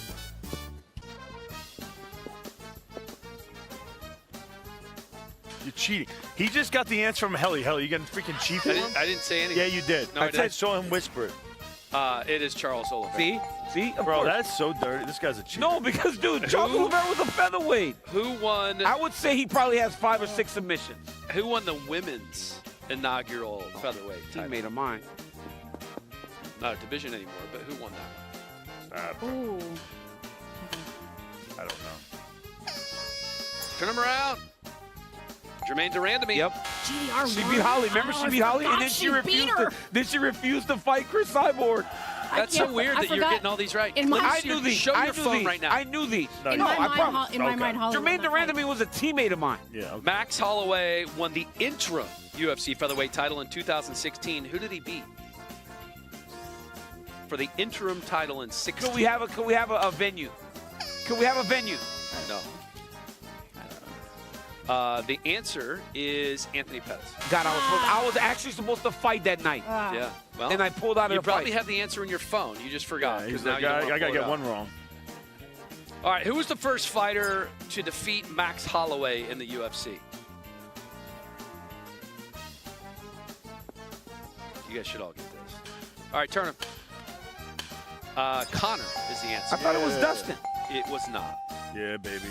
Which Iowa-based featherweight is making his comeback next month, but will be fighting at lightweight in his return? Which Iowa-based featherweight making his comeback next month, but will be fighting lightweight in his return? This is a good one. It's a big deal. It's everywhere right now. It is a big deal. It's like everywhere right now. A couple of weeks ago, it was Definitely wrong. I'm screwing this Jeremy down. That's what I Stevens. meant. It's everywhere. Like, it's everywhere right now. I was. No, Josh Thompson. Shut up. Dude, I was picturing. Jeremy Stevens. I know. I couldn't remember Jeremy Stevens' name. God dang it. Bare knuckle fighting back in the addition I knew that. to that card. All right.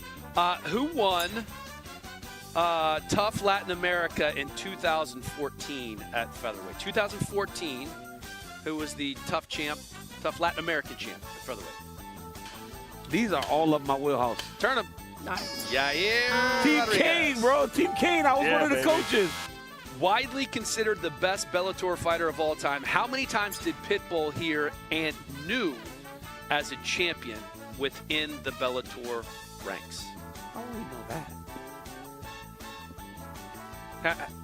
How many times did he win a belt? Several times. Yeah. Not defending a title. Total. Two different divisions. 4. I won 5. I went 3. All right, the answer is 4. I had How did she switch it? 3 times at featherweight. How did she get? What a shocker. DC won. Let's Yay, go. yay, DC Let's won. go. Your phone. Let's It's your go. phone. It's totally Dude, anticlimactic. No, you guys are so stupid. You think that I got to cheat to beat you and Laura? And I win every trivia. No, when you actually cheat. don't. You actually don't win every trivia. Belt me. I won the flag But you one. belt me. Remember that? Belch me. All right, while they're messing around, you're watching the UFC 314 weigh-in show presented by Stake US, StakeUS.com, America's favorite social casino. Sign up today using the Laura, code. you don't have to do it. No, I want to see if weigh-in. it fits. It doesn't I want to fit see if it around the house. You will not. Hey, I want to see You've if been it shaming fits. me all day. Stop it, Laura. I want Dan Henley to spin the wheel. Let's just Dan see if Henley, it fits. spin the wheel. Right. Dan, spin the wheel. Why wouldn't you let her put it on you the right way? He's embarrassed. It's going to be on the last loop. Does it fit? I don't think it fits. No, it doesn't fit. That's crazy. You'd be the first UFC fighter where it doesn't fit. Yes. Shows. Oh, he's got a shadow box. Oh my God, this is perfect. Yes. He has the shadow box. motion shadow Oh my box. God, Yes. video this. Oh, I'm getting This is the best. Yes. Hey, wait. Take this, Laura. Wait, Dan, wrong 30 foot in front. That's the seconds. wrong foot. Dan, you got the wrong foot in front. No, stop. No, slower. Hey, Dan, just Good shadow box. extension. Dan, just shadow box What's at the rate that happening you with your shadow box. pinky? What? No, All right, no. pick it up now. Pick it up. His opponent's already been knocked out by Shadow. now. Oh. Stephen A. Oh. Hey, he might. The Stephen A. Hey, just shadow box at the rate that you shadow box. It still will be Wait, slow enough. I Make him promise. throw a kick in there. There we go, Hellcat. Keep going. I Dan, want to your see if you know zipper- how to Hey, Hellcat. front zipper's kick. all Hey, the way Hellcat, down. I like the way when you throw your jab, you stick your booty out. Hey, look how he stick his booty out when he jab. Look how he threw that whole thing out in the back, Look at man. it, yeah, look You at better that. put that away, boy. Okay. You better put that ass away, Helly. That's not bad for 60. That's rough. You better put that ass away, Helly. That was rough. Was that not good? Oh, it was not good. My jab's pretty potent. That shit You don't just work, work. I man. didn't see one cross out of you. You didn't feel confident with the cross. Jab a lot. The jab was not bad, though. But he did Oh, try an that was good. uppercut. That is not a cross, man. You ever see Stephen A. throw that uppercut? Dude, I'm better than Stephen A. I don't Don't ever put know. us in the same category. Yes. I don't know. It In was the very truck, I close. just heard, it's very close. I hope this goes viral like Stephen A's. All right, let's play a little You Better. Okay, let's This go. is when you guys are giving fighters coaching advice. Let's start with you, DC, with Alex Volkanovski. Alexander Volkanovski, you better set the pace of this fight. If you allow this man to start too early and get too quick, he can overwhelm you. We saw him get overwhelmed by Topuria when he went backwards and got knocked out. You cannot allow this kid to find his rhythm and find his pace. You got to be the one that starts the pace and sets the tempo of this fight. Well, actually, Diego Lopes, you better determine the pace of this fight. You better come out hard, and you also have to manage your gas. You have to manage the aggression over 5 rounds. This is your first big 5-round fight. Alex Volkanovski is a master at that, but you got to start hot, and you got to figure out a way to manage that aggression over those 5 rounds. Michael Chandler, Weidman.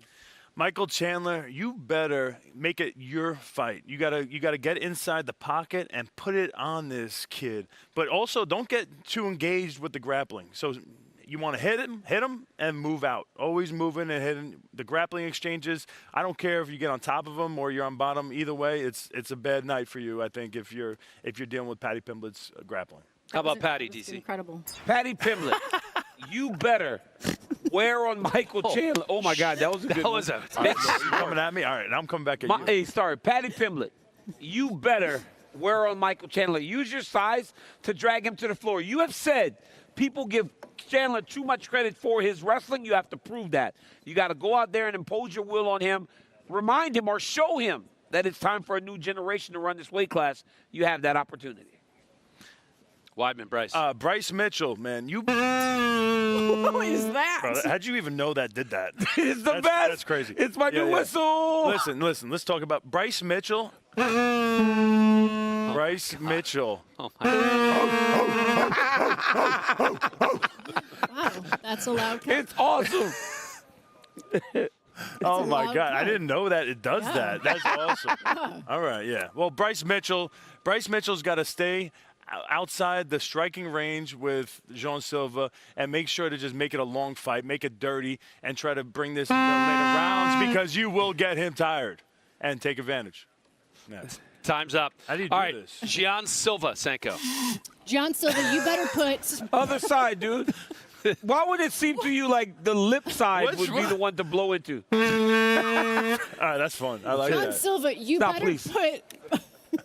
You better put Bryce Mitchell on the back foot from the get-go. Very hard to wrestle off the back foot. That's what he's going to be trying to do to you. Pressure him, but you got to be smart with your pressure. That was unbelievable. We would never do that. I don't know if you know this, Patricio but I commentate. Pitbull, DC. DC, go. Patricio Pitbull. What if I don't want to because of the loud cup, man? You know it's coming. I know what's happening. Patricio Pitbull. Listen, my man. Are we harmonizing? You got to trap Yair Rodriguez. Space is the enemy against him because in space, Yair Rodriguez can create so many openings from areas and angles that you don't really expect. So you have got to smother him. Space is the enemy for you, Patricio Pitbull. You're up. All right, Dominic Reyes, what you got to do is exactly what you did to me. You got to be a precise striker. This guy's going to try to make the fight dirty, so you got to keep him on the outside, use your footwork, and just hit him with that great southpaw left hand. Please look at the camera, man. I'm not even going to use the cup. I'm I know, so but the anticipation of it. The anticipation of it. The loud, yes, it messes you up. Yeah, 100%. I think we need to. All right, truce. Can we all make a truce? No more loud cup to blow on each other, please. I promise. I know I did the whistle. You started it. Yeah, I know. you started this I'm forever asking ago. to please. I will never blow the whistle again. We'll discuss during this next segment. The only thing better than watching UFC fights is making a little bit of money on the fights in the process. Let's hear from our On the Line crew on how they're approaching trying to make some money on UFC 314. Hey there, it's your friendly UFC On the Line crew with you. Minty Bets, Yanni the Greek, Nick Kalikis, I'm Brendan Fitzgerald. We're looking for best bets for UFC 314 presented by DraftKings Sportsbook. We're keeping track. We all get $100, one play on the entire card, whatever we want. Here's how it stacked up. Your boy was the only one to cash for plus money. I'm in first place after one of these. $135 in the black. Nick was second, cashed his ticket, $90 up. Minty 80. Yanni, you went 0-1. So you lost that C note in the first one. You've cashed many tickets on this show. You get to lead off for UFC 314 best bets. What is it? Yeah, stumbled out of the gate, so let's turn that around. I'm going to attack the main event because the job is to find a soft line, and I think I did so. How quickly we forget just how dominant of a champion Alexander Volkanovski's been because he's lost 2 of his last 3 fights. But look at the level of competition. It was to Ilia Topuria, who he opened as a -175 favorite against, and Islam Makhachev up a weight class Many argued he won that first fight. With that said, I think this is a huge step up for Diego Lopes, fighting a Volkanovski who's extremely motivated, 10-1 as a favorite. He's rewarded his backers in this spot. He does so again on Saturday. Anything less than -200 gives me the best of it at -155. That's my best bet. All right, opener of the main card is at light heavyweight. Dominic Reyes taking on Nikita Krylov. Nick, that's where we find your bet. This one's going to be a fun fight, but I'm going to take my $100 and put it on Nikita Krylov. Recency biased, as we like to say on this show often, is a friend of ours, and that's exactly what happened here. Nikita Krylov at -190 is a steal. He's way more durable. He's got the better ground game to go along with it. He can win by knockout here, where I don't trust Dominic Reyes' durability. I know he's coming off back-to-back wins. That's why everybody's back on his wagon, but the truth is he hasn't faced a fighter like Nikita Krylov in such a long time, and Krylov has been under the radar for a while as well. So -190, I'll put my $100 on him all day. All right, laying the price on those two fights. Minty bets your next. Strawweight, big fight between Virna Jandiroba and Yan Xiaonan. What are you doing here? Yeah, I believe the line for this matchup should be a lot closer. Jandiroba shouldn't be this big of a favorite. I mean, Yan has been battle-tested, and she's shown improvements every time we see her. So my bet will be on a dog this week. We're going Yan Xiaonan to break that win streak of Virna Jandiroba at +140. All right, here's some bad news for you. I'm on the opposite side of that one, Virna Jandiroba. Now, she's off a main event victory. She's been climbing the ranks, and in this division, top of the strawweight division is so tough. It's so fluid. I just don't think anybody up there can stay there for that long unless your name's Zhang Weili. So 4 wins in a row, 5 of her last 6, 7-2 in the UFC, and her best performance was her last one. So I'm going to lay the price on Virna Jandiroba with my $100. We'll see what we cash when it comes time for UFC 314 to get the bets going. All right, our bets are in the barn.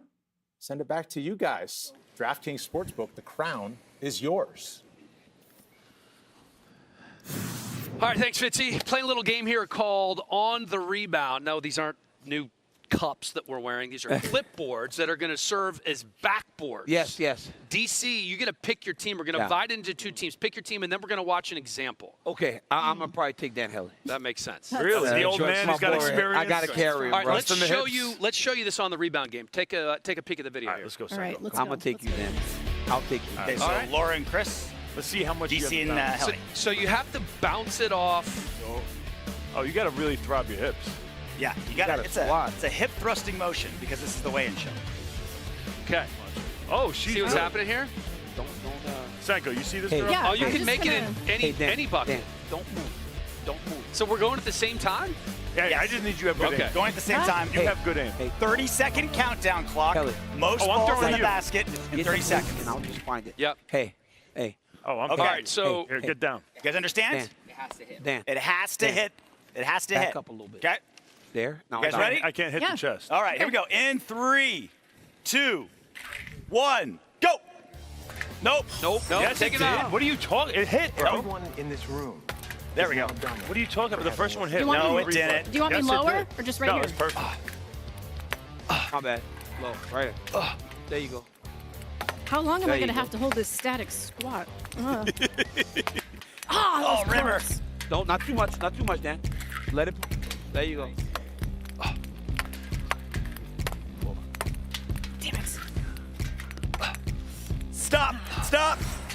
We got 5 and 5. Tie. Dan. all right. Okay. All right, let's go, baby. Other way.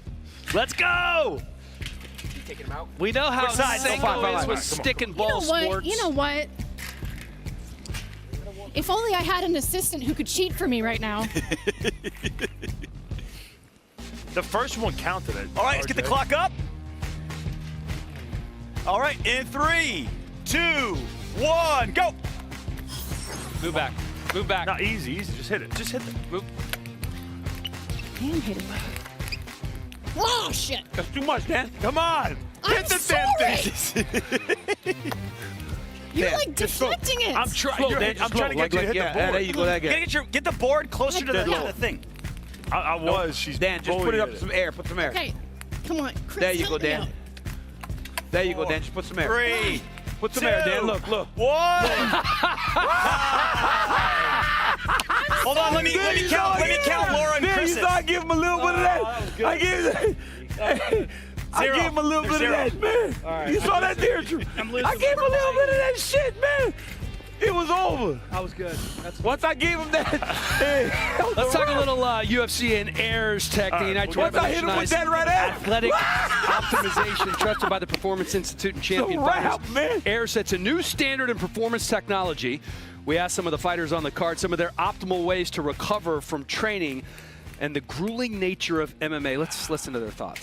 Yo, when I hit him with that.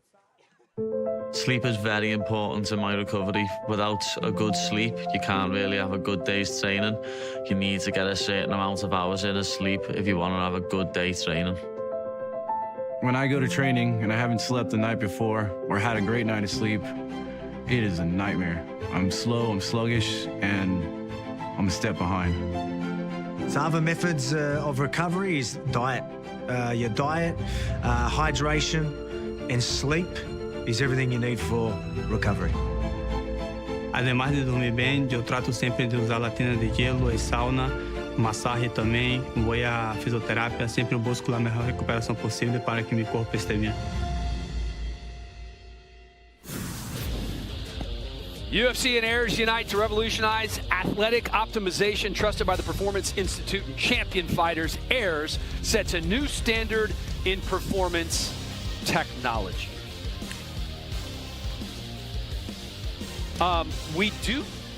We won, right? Doesn't somebody have to spin? Yeah, they do.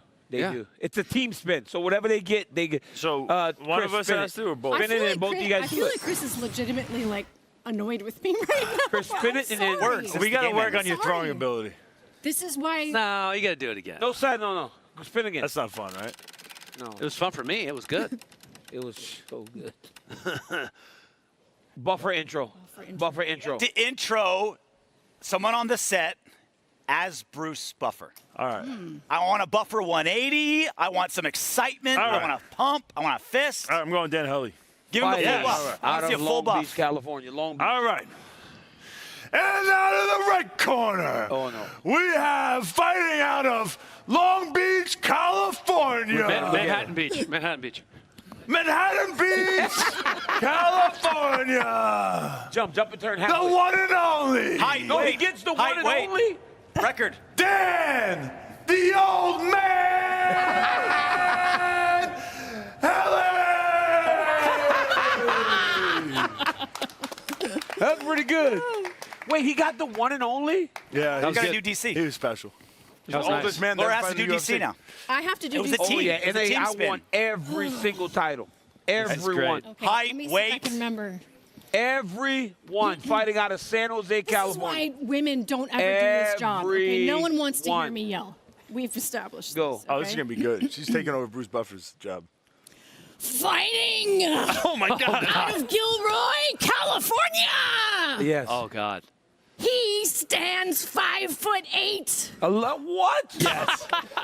Yes. 298 pounds. 298 pounds. What? He is It's coming off as disrespectful. the former light heavyweight. Oh, the yeah. former heavyweight. I'm Strike going to give it Force. to you. Strike Force heavyweight for sure. U.S. Olympian. U.S. Olympian. Mr. Everything. Mr. Everything. Daniel Cormier. Hey, this is the type of shit. That was good. That was better This is than the me. type of shit. This is the type of shit that makes me want to slap the shit out of Dan Helly. Just get up and slap Helly, man. Like get excited and slap Helly. Don't do that. Don't do that. Hey, what about when I heard Dan on the golf course one time? I kicked his leg in Utah. He barely could finish playing. Both of you assholes did that once before Contender Series, too. Yeah. That didn't feel good. Kick All Dan Helly's leg. You guys ready for a little rapid fire? Oh, rapid. Go. Yes. All right, here we go. Is this the biggest night in UFC featherweight history? Three featherweight fights on the main card alone. By the way. Okay, yes, it is. It is. Maybe not like there have been bigger featherweight fights, but in quantity, in totality, it is. Yes, I think it is, and for the same exact reasons. No. Conor McGregor fought Jose Aldo in Madison Square Garden in the first featherweight championship fight. That wasn't an MSG. Or Eddie, sorry, Conor McGregor fought Eddie Jose Alvarez. Aldo in Vegas. Massive fight card. Come on, dude. What arena was that? It was at the T-Mobile Arena. No, T-Mobile wasn't around yet. It was MGM Grand. I don't know. Okay, which fighter has the most to prove on Saturday at UFC 314? Most to prove or most to lose? Most to prove. Paddy Pimblett. Okay. I'm going to Michael Chandler. I think Michael Chandler's back's up against the wall right now. Michael Chandler. Yeah, he's got to prove that he's still able to fight at the top of this division. Okay. I normally don't take part, but what about Patricio Pitbull? He wins potential title shot, right? He loses, then you're just another guy. Yep. Just another nobody, like, there literally, there there's we a reason go. why you don't. Okay, over under 3.5 rounds for the main event. He did it, you know. I'm going to say over. What was the over under 3.5 rounds in the main event? Over. Okay. I can't pick that. Okay, fair enough. Just because like it sways There's towards. bets. I understand. There's bets. If it goes longer, you're thinking Volk. If it's shorter, you're thinking Lopes. Does a loss for Volk affect his all-time status at featherweight? No, he's already. I hate that too. I hate He's it so number one much. forever. Like until somebody does what he's done and beats the level of competition that he beat, he's the greatest of all time. You agree with that? I don't think he's number one. I think Jose Aldo is, but his name is Joseph. I don't think this changes anything about, anything with his status as one of the greatest featherweights of all time. One of the things we appreciate about Volk is his honesty, and he's been very honest about his mindset as an aging former champion. Can fighters be too honest in terms of sharing their feelings? I think it depends on the individual. I'm going to give you a non-answer on that. No, no. If you're mentally in the right space, it doesn't matter what you share with people. Sometimes I think the honesty comes from anxiety, and it's almost like a therapeutic thing to just be honest about how you're feeling in all regards that most people wouldn't share. So it's like a way to just let it out. It really just is a no-win situation because if he shares, everybody's like, well, it's this way or the other. When in reality, it shouldn't really matter. People want you to pull back the curtain. And when you do, it's a problem. Yeah. So, no, I don't think it's too much. What matters more, a shorter win streak with higher activity or a longer win streak with less activity, kind of a Mobzar versus Lopes situation? I mean, it's shorter win streak, but especially with finishes. With big finishes, it's always going to be, not always, it's usually going to be the shorter. With the higher activity. With the higher activity. Which one's better?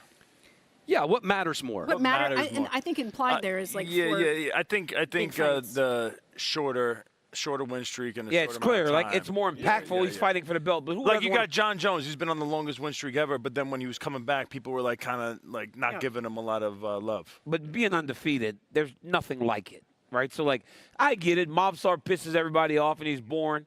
But come on, dude. He's still undefeated. Yeah. All right, Gian Silva is like back to weigh in 36 minutes after he missed weight. To only lose a pound. And he's moving around good, though. His energy seems really good. He said he was going to make it. He made it. Yeah, he doesn't seem worried. Yeah, but he didn't No, he's still heavy, still heavy. Uh-oh. Shit. 146. Oh, he made it. He made it. All right. So they must have put the weight at 145 to start. That's why it kicked up. He told us it wasn't over and he was going to come back and make weight. But why That's make it to the why? Exactly what he did. But why make it go that late? You see the guys that fight for the belts? They weigh in right away. I mean, look at him. What? Brasil, vocês não queriam mais história de sofrimento? Yeah, did anybody find out if the mother story was Dude, stop, Zach. Fact check him on Stop doing this to this guy, man. Nobody's been able to I literally got verify. X. I can't believe it. All right, fact or fiction? Paddy Pimblett can hang on the feet with Chandler. I say, for short periods of time, I say fact. I mean, I'm not going to, if the whole fight takes place there, it's a different story. But I think for shorter periods early on, especially with the kicks, I do think he has the ability to hang with him. Man, it's tough. You watch a Jared Gordon fight and you say, hell no. But then you see what he did with Bobby Green. I mean, he turned Bobby Green into a wrestler pretty damn fast. So I think he has heavy hands. I think he's really big and strong for that weight class. So Chandler's going to have to be careful. And Chandler gets rocked a lot in his fights. So he can. I think he can. Fiction. If he has to strike the whole time, he's in trouble. He still does this. He still, does this when he punches. Like his chin's always. Yeah, if your chin goes up, you can't be there long. But you better be smart. But the sorcerers don't get knocked out. The what? The Sorcerers? No, did you not see that? Who The said that? Scousers. What's his name? Garbrandt. He thought you say sorcerers. It was so funny. Cody Garbrandt? Cody Garbrandt said that in an interview. What is he wrong goes, with Cody Garbrandt? But the sorcerers don't get knocked out. And, That's so and bad. they just went with it. I'm like, that's You don't want to say nothing in front of Chris, because if nobody saw it, he'll bring it up and like Forever. embarrass you. Yeah, it's in funny. perpetuity. It's funny. It's on X. It's on X. It must be true. Yeah, Must be exactly. true. Higher ceiling, Diego Lopes or Paddy? That's a good thinking That's question. a tough one. I think in terms of star power, because he already has such a massive star, I'm gonna say Paddy Pimblett, which I'm kind of like surprising myself as it's coming out of my mouth. That's a really difficult question. It is. That's a great Yeah. question, actually. I think people's perception of Paddy is very different from one fight to the next, right? From the Yeah. Bobby Green fight to the Gordon fight. Yeah. You guys got to start calling him King Green, man. It's disrespectful. You're right, King. Yeah, Sorry, that's I forgot. New name. I'm going Paddy Pimblett. Diego Lopes is. This is a huge step up for him. If you look at his other He competitions, just it killed was- Brian Ortega. I know. But other than that, who else did he fight?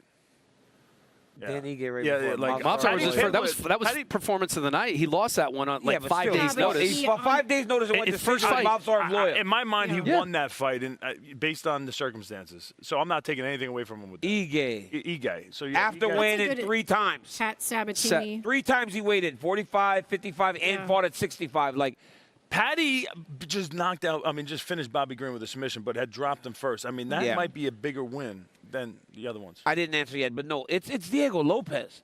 Guys, the ceiling is a championship. He's fighting for a championship. We don't know if Paddy will ever get to a title fight.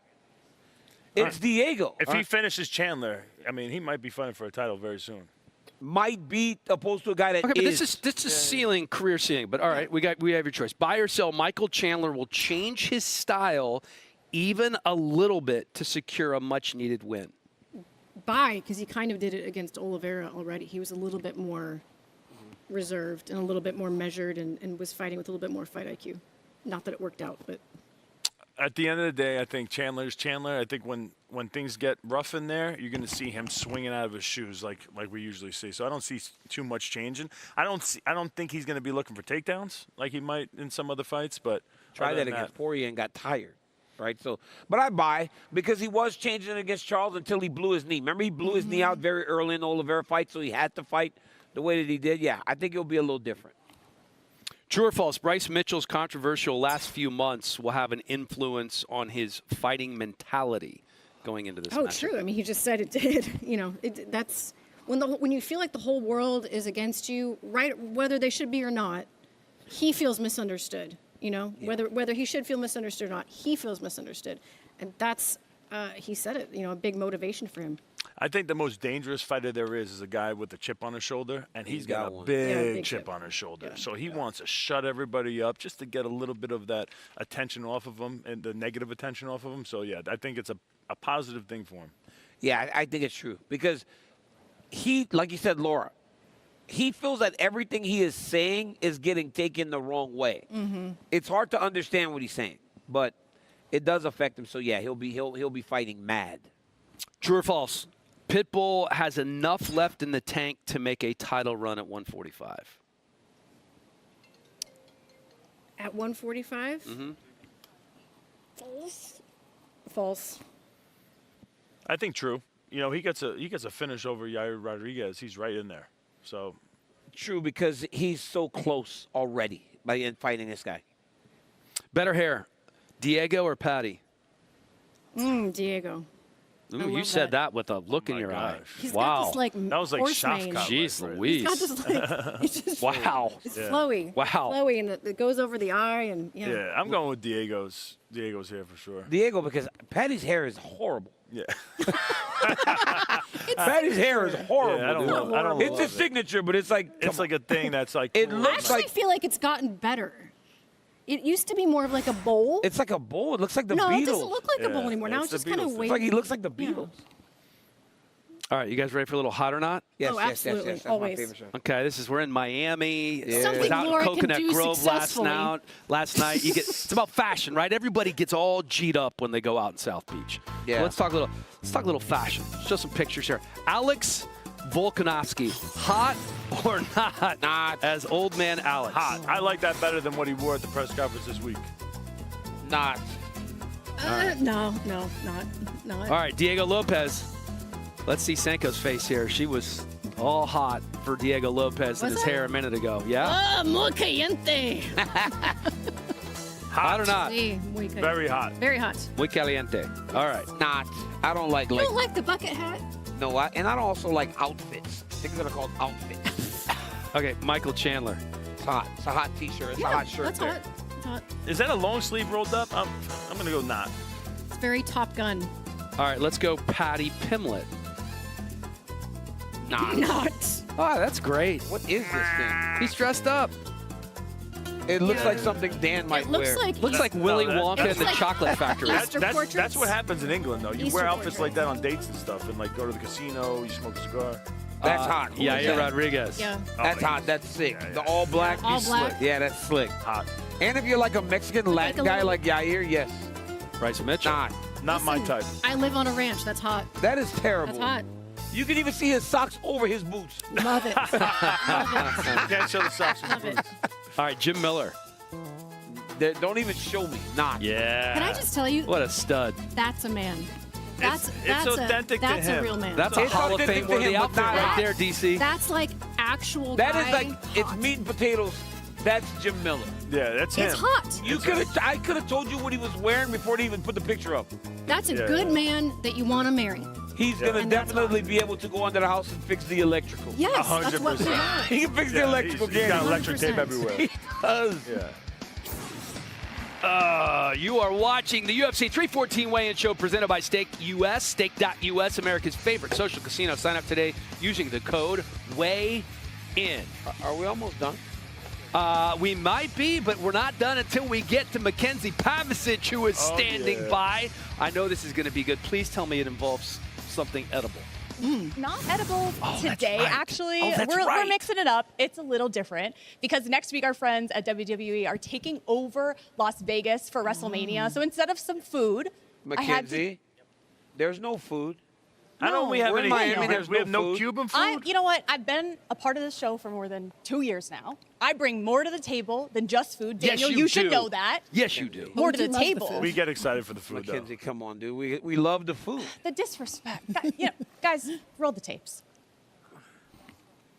Well, with WrestleMania 41 right around the corner, right here in Las Vegas, I thought, what better time? Actually, I thought no better time than now to bring in a highly trained professional wrestler, Jacob Casper, performing on Monday Night Raw as Julius Creed, to show you guys a couple things about pro wrestling. I did bring Mackenzie in as my throwing dummy for today. As we said, WrestleMania 41 is right around the corner, and it's coming here in Las Vegas. So usually what we start in our industry. And I have a decent amount of combat sports experience, so I feel like it's the basics. Sure, the basics. It's good. I have a little bit of combat experience. Anyway, usually we start with a lockup, and that's going to be left hand, see how that makes an L, onto the nape of the neck, and then right hand's going to go onto the elbow like this. Sorry, what? No, you just use the element of surprise, often used successfully, but you use that. You don't have it anymore. You're right. So Okay, as I was saying, you start with a lock up here, and then, hey, back here.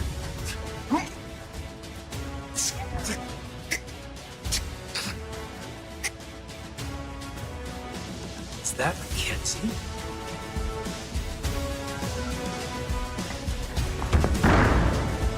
What the hell is she doing?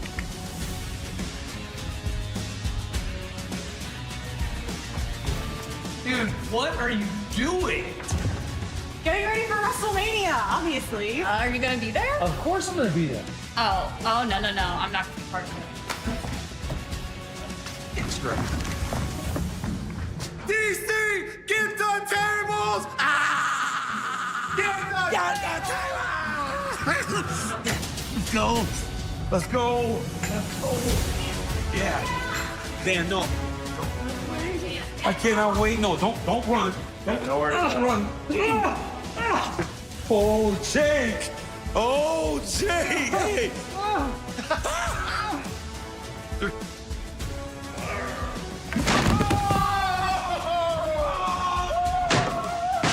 That's what I'm talking about! That's what I'm talking about, boy! You playing with the big dogs, you get squashed. Big dog got eat. Big dog got eat.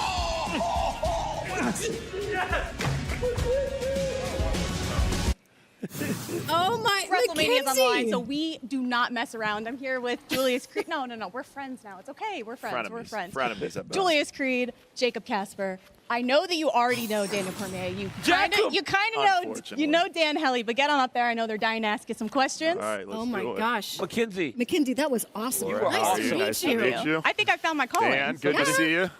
What's up, man? How Nice are to you? meet you, man. Oh, you looking Champ. like the king of Miami, champ. Yeah, yeah. I mean, I We run should be Miami. dressed like this. I run Miami. I'm gonna slide through this way. Oh.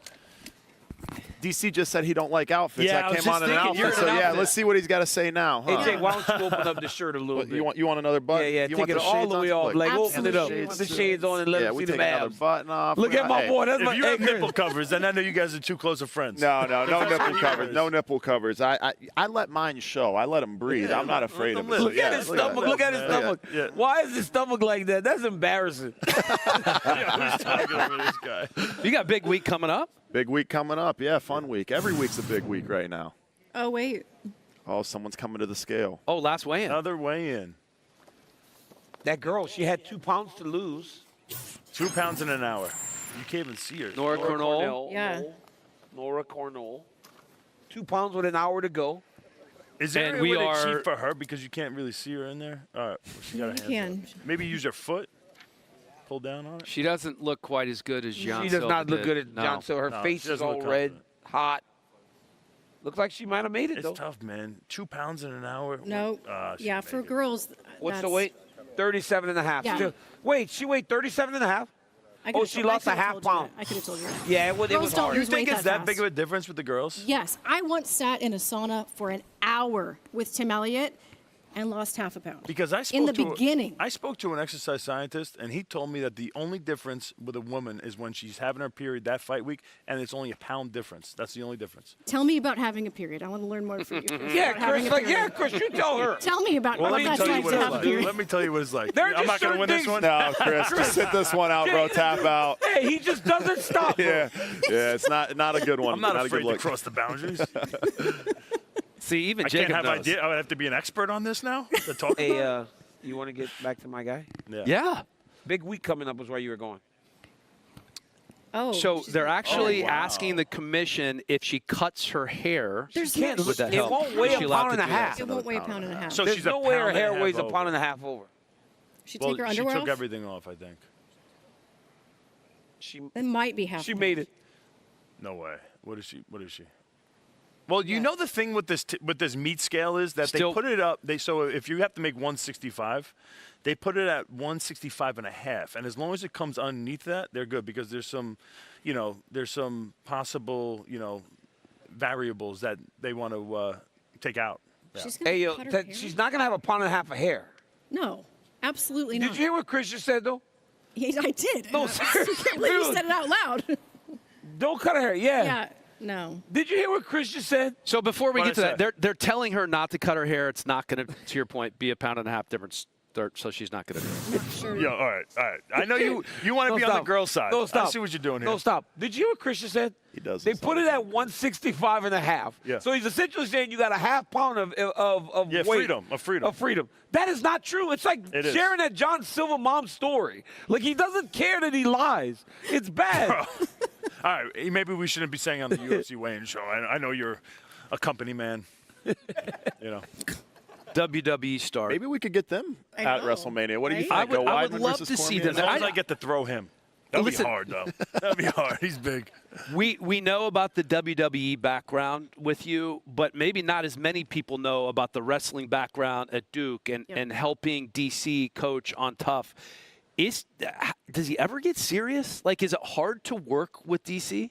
Follow your heart, champ. That's all I got to say. Yeah. Yes, it's easy to work with him. I actually had to loosen the mood sometimes because he was too serious, I felt. Really? He was all serious about making these picks. He said, we got to win, we got to win. I said, we don't have to win. I said, you've been a winner in everything you've done your entire life. Just follow your heart, champ. That's how you make these picks. And we had an ultra-successful season, as you guys will see shortly. Thanks to you. You want to know why he does this, WWE? Tell him, Jake. Why?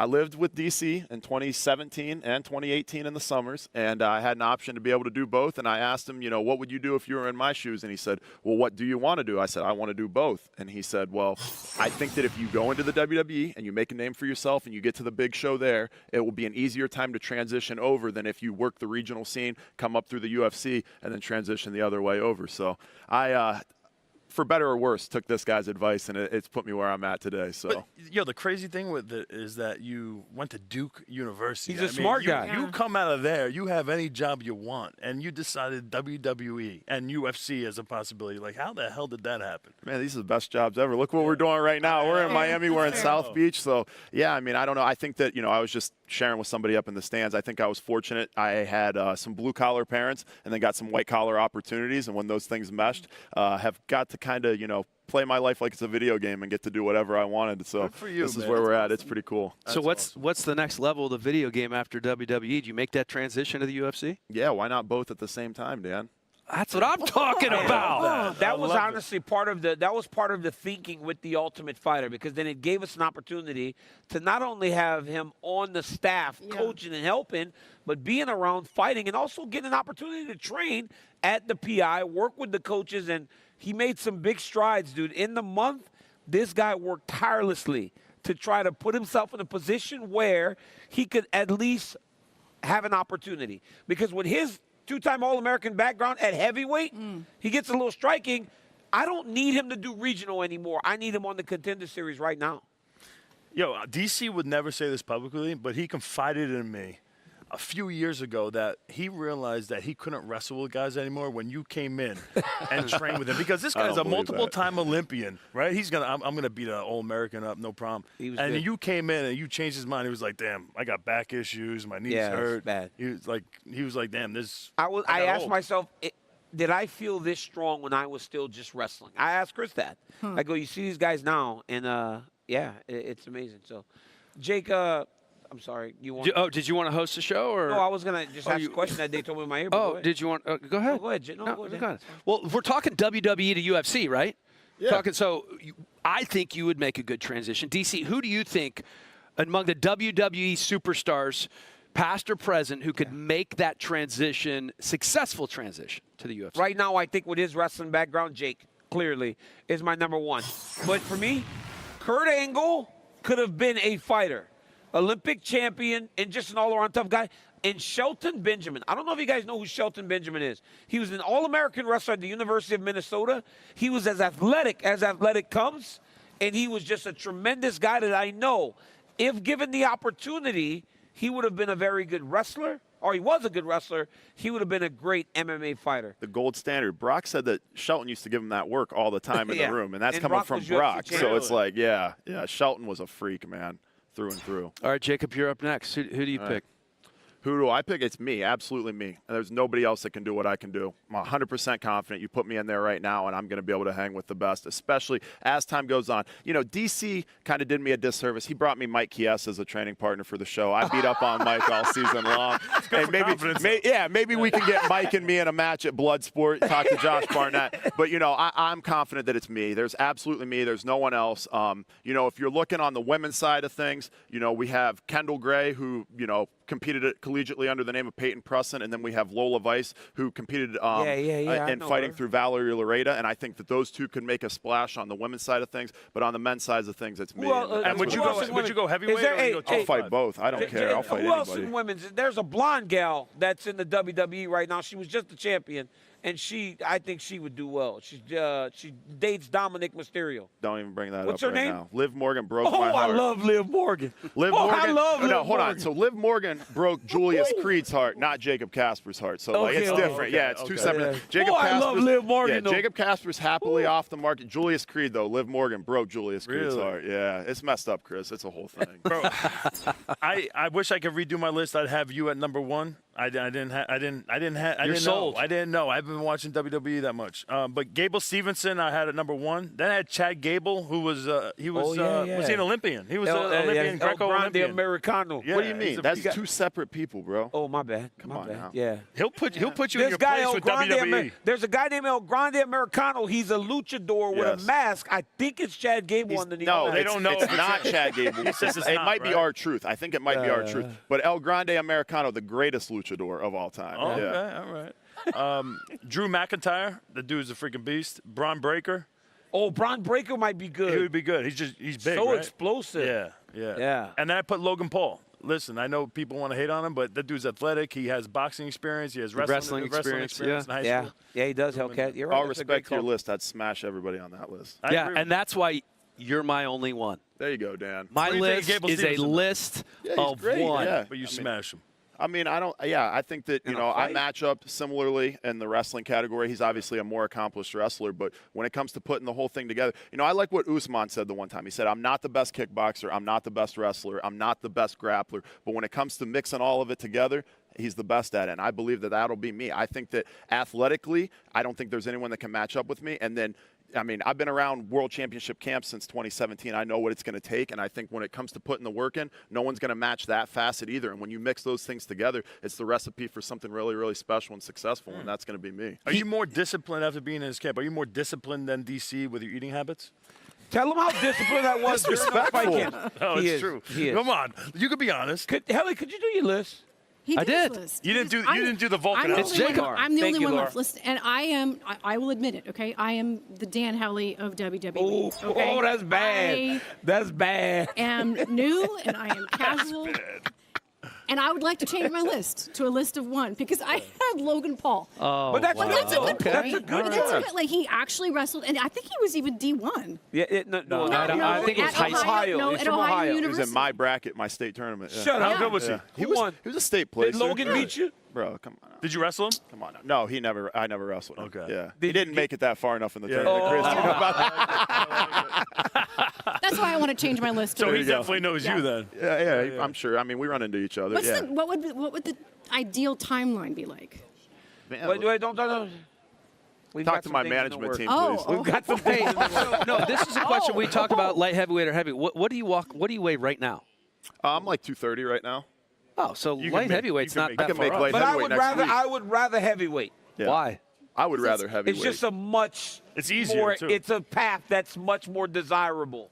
You don't for have the to be wrestler. at a high level Here's the person. thing. for sure. Here's the thing, though. If I'm going to do it, I want to do it on my terms. I wrestled heavyweight collegiately, and if I'm going to do this, I want to do it to be able to say I'm the biggest and baddest dude walking around. Hey. And unfortunately, that title doesn't go to light heavyweight, so I'm with my management, with my advocate, with my manager's love this guy. opinion He's my here, guy. I love where this I guy. would like to fight it. Unbelievable. Yeah, heavyweight, yeah. Okay. I like I'm like the Paul Heyman of the WWE Yeah, to I can just UFC. see the shit-eating grin on your face when I he's love over this shit. here You're just gonna be talking like Paul pro. Heyman I ringside. love this shit. I love Just this shit. egging it on. All right, let's do this. Let's do 3 MMA fighters who can make the transition to the WWE. Weidman, we're going to start with you on this one. All right, I'll start at 3. Nate Diaz. I mean, come on. Let's get him walking down the WWE with a blunt, with the rap music, just Oh, my slapping God. people. His special moves, the slap, the Stockton That would slap. be good. I would love to see that. Then I got Daniel Cormier. Come on, this guy loves the game. You saw what I did to hell? You got to You put were him a in ref there. already, right? You saw I was You a get ref. him. His specialty would be the little shake, the little Harlem shake. You saw what I did? Yeah, That I little said titty that shake. that Eddie Guerrero on yeah, Helly. Yeah, with the nipple With covers. nipple covers. With nipple covers Stop on. with the nipple covers. With a singlet where I the know. nipples are just popping out. Yeah. That would be Yeah. amazing. All right, And then who's at the one? 1 I got Conor McGregor because the guy's got he's just a showboat. He knows how to entertain. All right, Jacob, you're up.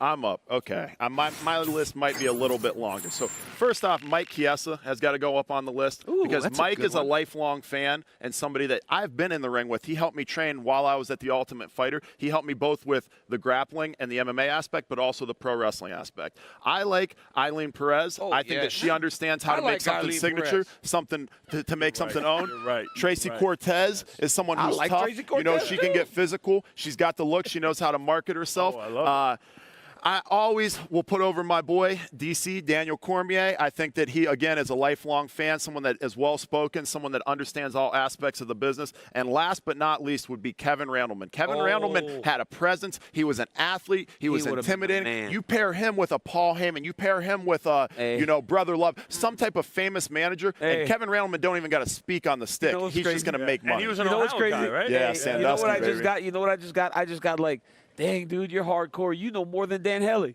Yeah. I knew that was coming. As soon as somebody in my ear said that's a hardcore list, I'm like, there's going to be a shot. There's going to be a shot fired here You in have about anything, 30 Hellie? seconds. Yeah, I got a list, but mine are all active fighters, and I think this is a tremendous list. Dricus du Plessis.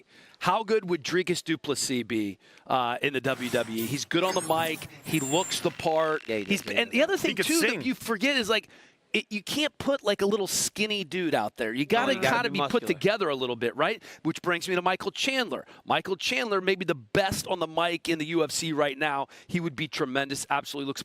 And speaking of looking the part, is there a better looking man in the UFC than Carlos Olberg? I mean, he had. Don't look at me. I'm looking at you. Yeah, Laura, why you got to answer that? Ask me. Thank you. Ask Daniel. She'll go with Shafkat. I'm pretty sure. She might go. And then I haven't. Who is it?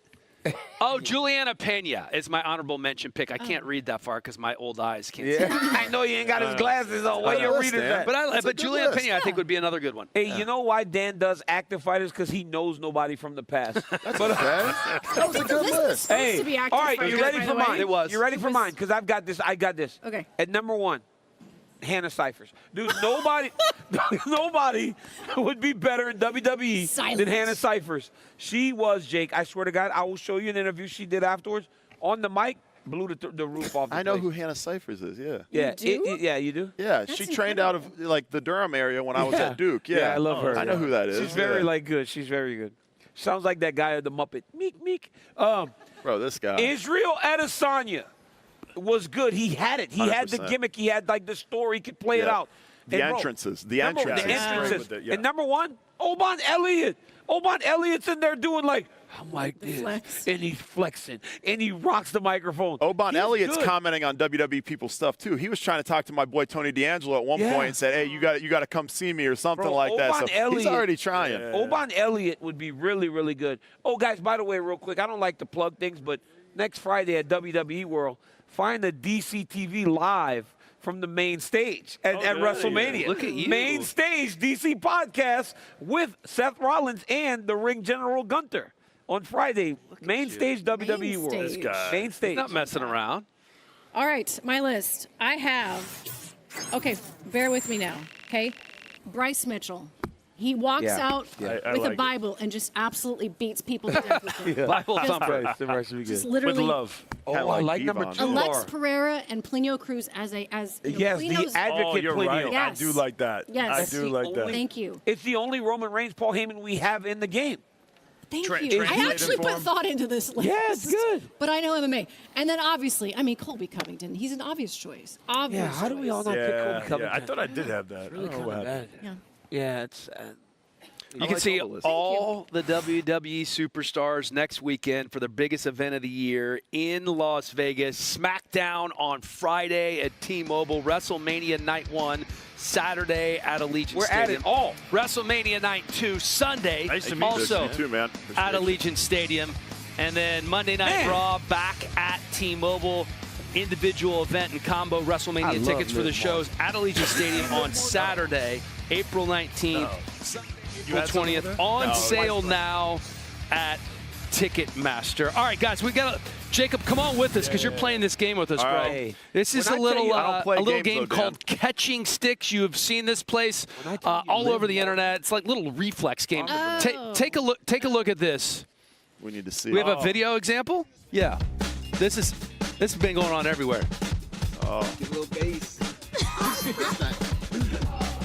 Oh, you joker. Yeah, I've been watching people do this. Right, you got Doesn't look football that players. hard. That was Cejudo. There we go. Yeah, so I'm gonna go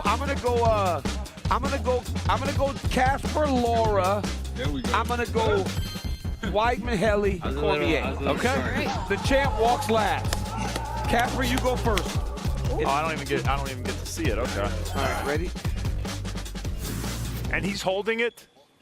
He's going to cheat. Stance. Get your stance. What do you got to do here? What are the rules? Oh. Well, you pressed it too fast, RJ. Come on, RJ. That's hysterical. RJ, you hold it. And I picked the height at which it's held. Well, no. It needs to be consistent. Right there. Well, the higher the height, the easier it is. That's too high. Are you hitting a button? No, it's just random. Oh, wow. All right, got one. Got one. Oh, got two. It's too high. It's too high. 3. That's It's too too easy. high. That's easy now. Oh, All right. All right. That's pretty I good. touched all of them. I just had to feel like my hands got a little burn on it. I am already I'm already a 4 walking of 6. All right, that's not bad. That's child a hit, for Laura. why men and women should not compete against each other. Go, Do we Laura. really need to- Laura. Yeah, did you see the throwing? Did you see her throwing? Let me hold it. I don't know how you were throwing. Why do you that seem bad. so nervous about this one? Because y'all holding it too high. This is catching. This is easy for you. It's just a reflex game. If you can't throw, you know you can catch. Oh, God. Oh, boy. Bro, that's hysterical. What was that? Yep. Oh, boy. Oh, almost had it. Oh, got one. Can't win now. Can't win now. It's not. Come on, Why is it DC. not- This is weird. Why is RJ not holding the thing? Awkward. Good. Oh, there's only 2 left. You got to be able to catch these. Come on, Laura, you got It's this. doing all the other ones. I know. that are It's, there. he reset it. Oh my God! Don't How shake long it, am I don't shake it. squatting for? Come on, Laura. Come on, Laura. That's like cheat. Oh, that's That would cheating. go, Laura. That's 3. So she got 3. That's not me or you. But that was weird. Who's up, Helly or what? Your turn. Because it's like, My so fault I got to it's shake it, RJ? Okay. Who's breaking it? Is RJ you breaking that or is DC breaking that? Was that harder than Here, you RJ, thought or put- easier than you Put thought? this on the thing. You caught RJ, 3. Put this on the thing. I mean, the first one's obviously the hard one because you're thinking about all of them. Yeah. Put this back on. You gotta. You kind of almost have to like not look at one. And Just you look. have to feel it one time, the actual catch, because it's Yeah. not. You had It's it weighted here on the for- top and bottom, so it doesn't grab the way that you think. But you only went one hand, so like you think it's better to go one hand or 2 Did hands? you hit yet? I don't know. I only got 4, so I'm not sure. You got 4. Oh, 1. Oh, look at his Look at stance. that. Look at his stance. Well, he's flexing while he's doing it. That's the most impressive part. Oh, yes. He fumbled. He fumbled. Chris, RJ, you you had talking it. in my ear and distracted me. You were had up it, bro. 3. You had it. I feel like you and I did the same amount. That's Very nervous. Did RJ start Man, talking to me? you- that you no, folded. It's Zach Candido. He's Man, it's his fault. Zach. Yeah, thank you, Zach. I'm still Everything's number 2 one out of right 3. now. It's all right. I'm not too Just- worried just about round Dan one. Helly, but I'm worried about you, champ. Dan Helly, yeah, he's yeah. No, don't hold it high. I heard you.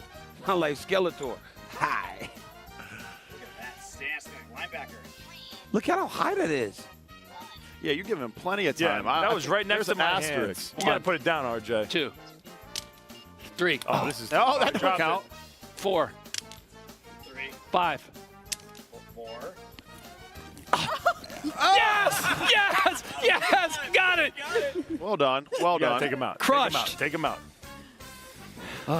Here, you hold this. You got to catch all of them to win? Hey, pop. Hey. Skills. That was impressive, Dan. We should be catching with multiple hands. Bang. Bang.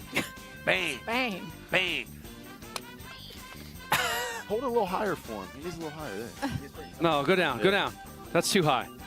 There you go. Oh, this Good. is yes. high, too Keep high. the hands right this, under what's it, good happening? Is champ. this slow There motion? you go. 2 hands? You're allowed to use What 2 i- hands? Yeah. Oh yeah. Of course. Oh, God. he No won. way. This is ridiculous. Oh, he missed the last one. That should have been Embarrassing. perfect. Yeah, he moved that's- it off to the yeah. side. Disrespectful, but yeah. Oh, yeah. Ellie, I'm the champ. A draw doesn't get a title, so go spin the wheel. I'm spinning the wheel? Yes, because I'm the champ, and a draw doesn't take the belt off me, so I win. But I won. Spin the wheel, man. I don't think this is correct. Spin the wheel, While I'm man. walking up to spin the wheel. Spin. Oh, the wheel's already The down. wheel, bro. We don't even have any more Yeah, wheel They've been spins. taking the set down. The All wheel. right, before I spin the wheel, I got to hope read it's this to you. salsa. You're watching the UFC 314 weigh-in show presented by Stake.us, Stake.us.com, America's favorite social casino. Sign up today using the code WEIGHIN.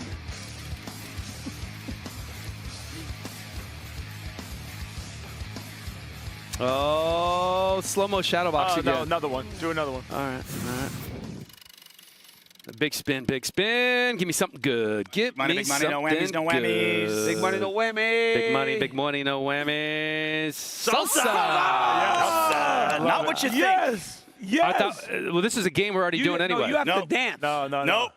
Even I don't know how to salsa. Oh, hot. Oh, a hot salsa. Hot salsa, please. Oh, let's go. Oh, my God. Here, Dan. Not the salsa you think. This the better salsa. Is mouthful. Feed him. I see the look on your face, and you're an asshole. Dan, this is RJ's happy. That's a big. That is not. I'm going to be the last of your worries. Tiny. Real bite. That's tiny. Tablespoon of salsa. You're Southern California. I don't You see can what's handle so this. bad about this. Yeah, you're All fine. right. You're from California. That can't be that hot. Does it say hot? It's habanero. Honey habanero. Honey habanero. It's got Tastes honey good? in it. Con's a little bit of a. It's not that bad. He goes, it's kind of a bit of a hack. Sweating? It's not that bad. It's not that bad. All right, not that bad? No, let's do a little rent-free. All right. We need hotter salsa next time, RJ. Yeah, come on. That's weak. Not the asshole you thought I was, Helly. We're I from know. California. That's a good point. All right, rent-free moment. Fighter on this card, DC. My rent-free moment was when Alexander Volkanovski and Max Holloway fought in the third fight. The dominance that Volkanovski showed in this fight, knowing how tough Max Holloway is, was so impressive.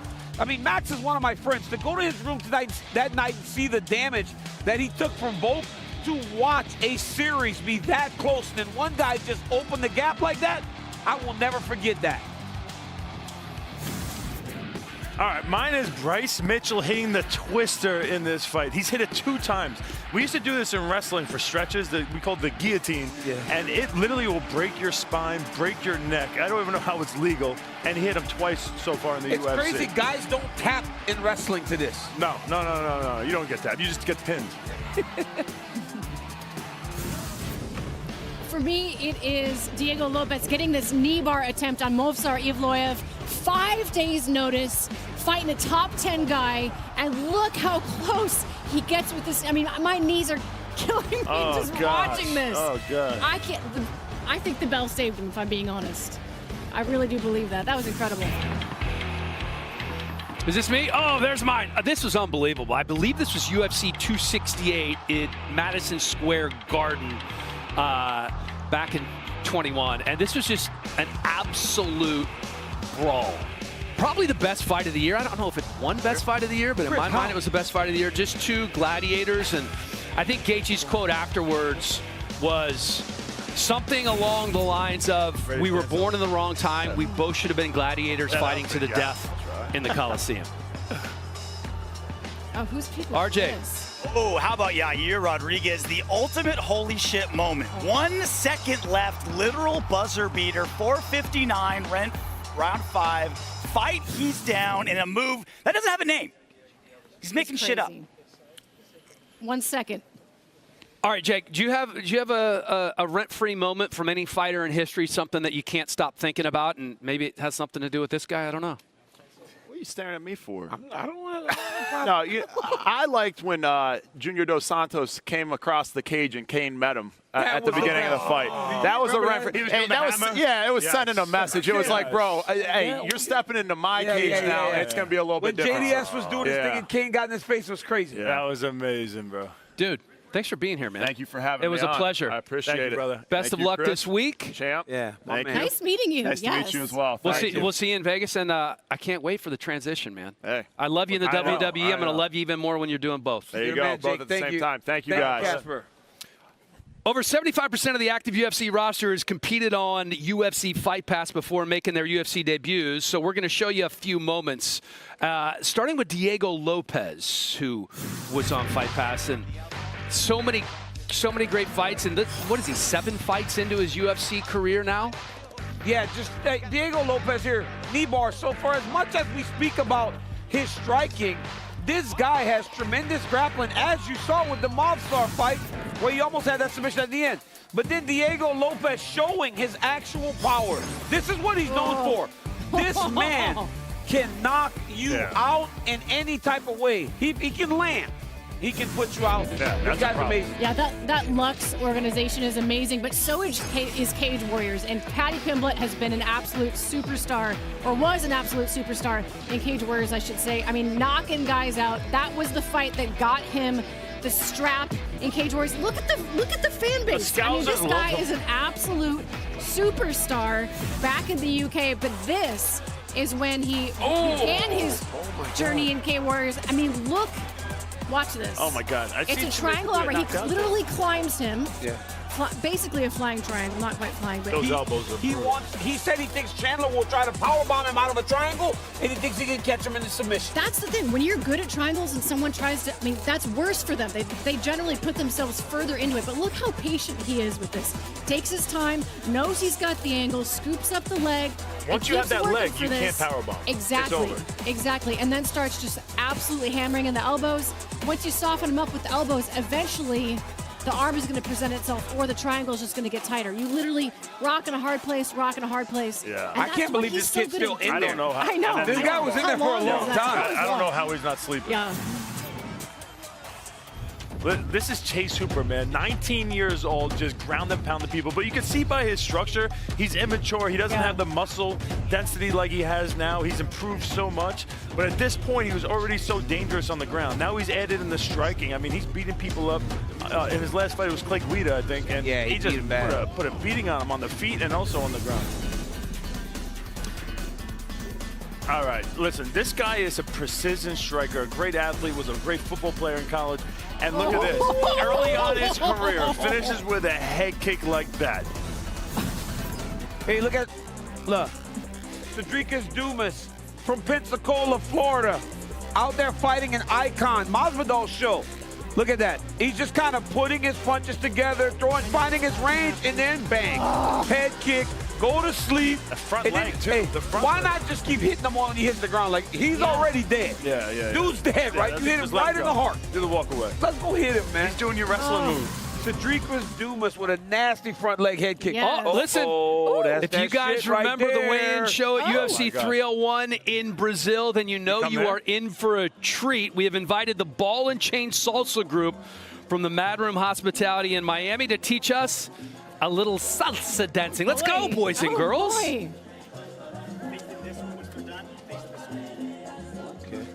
Ooh. You know what I love most about salsa dancing? Like when they're dancing, the face looks very fun. Yes, they're having a great time. Fun while still being very sexy. that outfit. Like I want to be like that. Yeah, I wish I could do that. I took salsa dancing lessons one time. It didn't work out. I don't have the rhythm. You got like my wife's Latina, you know, your so I have feet to. don't I match tried, your body. but it You didn't got work. like really big feet for the role. Yeah. That was beautiful. Hey. Hey man, that was nice, man. I like that. Yes, How you Chris, doing? How you doing? Nice to Hey, Renee. Nice to meet you. Nice to meet you. Nice to meet you. Hello, Nice to meet you. All right, let's we flip. No. Chris, we gotta face the camera. No. I tried one time and it's a disaster. Well, we're here to teach you some basic steps. Okay, all right? great. So it's gonna be nice and easy, nice and smooth. We're gonna just spread out. Okay. And then we're gonna start with feet together. Okay. And then our rhythm for salsa is gonna be 1, 2, 3, 5, 6, 7. Okay. 1, 2, 3, 5, 6, 7. 4 and 8 is gonna be in between the steps. We're gonna go for a brief pause. Okay. Okay. So we're gonna clap that rhythm together. Are you going to call for the music before we go? We're gonna learn the rhythm first, okay, and then okay. we'll put. He's driving the bus now. Slow down. Okay, not ready for music. Chill out. All right, I'm excited. And 1, 2, 3, 5, 6, 7, and a 1, 2, 3, 5, 6, 7. 1, 2, 3, 5, 6, 7. Very good. Now that turns into left, right, left in place, kind of like you're marching. We go left, right, left, right, left, right, and a left, right, left, right, left, right, left, right, left, right, left, right. Very good. Now we're gonna go forward and back. We go forward with the left. 1, 2, 3. Back with the right. 5, 6, 7. Forward with the left. 1, 2, 3. Back with the right. 5, 6, 7. Forward with the left. 1, 2, 3. Feet come together. Back with the right. 5, 6, 7. Your other right. Wait. So we go forward with the left. Feet come together. Back with the right. 5, 6, 7. Forward with the left. 1, 2, 3. Back with the right. 5, 6, 7. We're also going to go side to side. We go open with the left. 1, 2, 3. Open with the right. 5, 6, 7. Open with the left. 1, 2, 3. Open with the right. 5, 6, 7. You always want to go back to your center. That's your home base. Yeah. So we're just gonna go back to center. You guys ready for some music? Yeah. Yeah, we're ready. What are you supposed to do with your hips? Just let them move naturally. don't try too hard. I know. I want to though. All right, should we get the music? Yeah, let's hit the music. We're starting forward. We're gonna start forward. We'll start with our rhythm first. And 1, 2, 3, 5, 6, 7. 1, 2, 3. In place and left, right, left, right, left, right, left, right, left, right, left, right. left, right, left, right. Very good. Here we go. Forward and back, and forward with the left, back with the right. Forward with the left and back with the right. You're doing it wrong. Forward with the left, back with the right, and forward with the left, back with the right. Yep. Okay, very good. Now we're gonna go side to side. Let's go. And open with the left, open with the right, open with the left, open with the right. You can hold your hands kind of a little bit more still, right? And very good. Okay, let's try something new. Cross back. Oh! Cross back. That's and sexy. left. That's that shit I've been waiting to learn right here. This That's is what I've been wanting. This is the step that everybody that doesn't know how to dance salsa does.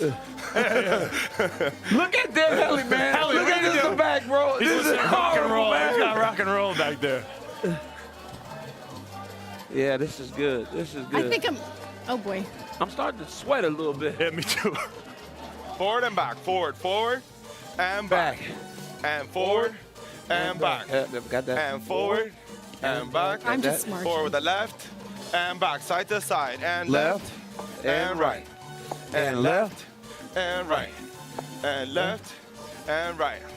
And left. What is happening Cross to it the back right one more of me? time. Let's go Cross cross back. and Cross back. And left, and right. And there you go, Chris. There you Ball and chain group teaching us how to salsa dance. Some of us better than others. Wait. Ready? Clearly. Ready? You guys want to try some partnering? Look, Sure. you're with her. Great.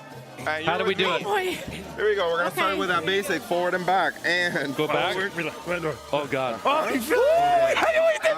Did you see that? Did you see that? It was good. Oh, God. How many times? Keep going. Side to side. Chris, Come here, DC. We're not done Come yet. here, Chris. Woo. No, back up. Don't do that. Back up.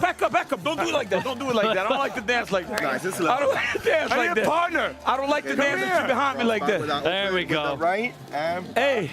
And back. Oh, Chris. There we go, Chris. There we go. You got it. Chris, look. Woo. front. Hey, look at Chris. The makeup lady. Chris can dance. Oh, he can salsa. Hey, it is hot, though, man. This salsa I shit know. is We got too hot in here. She's got it.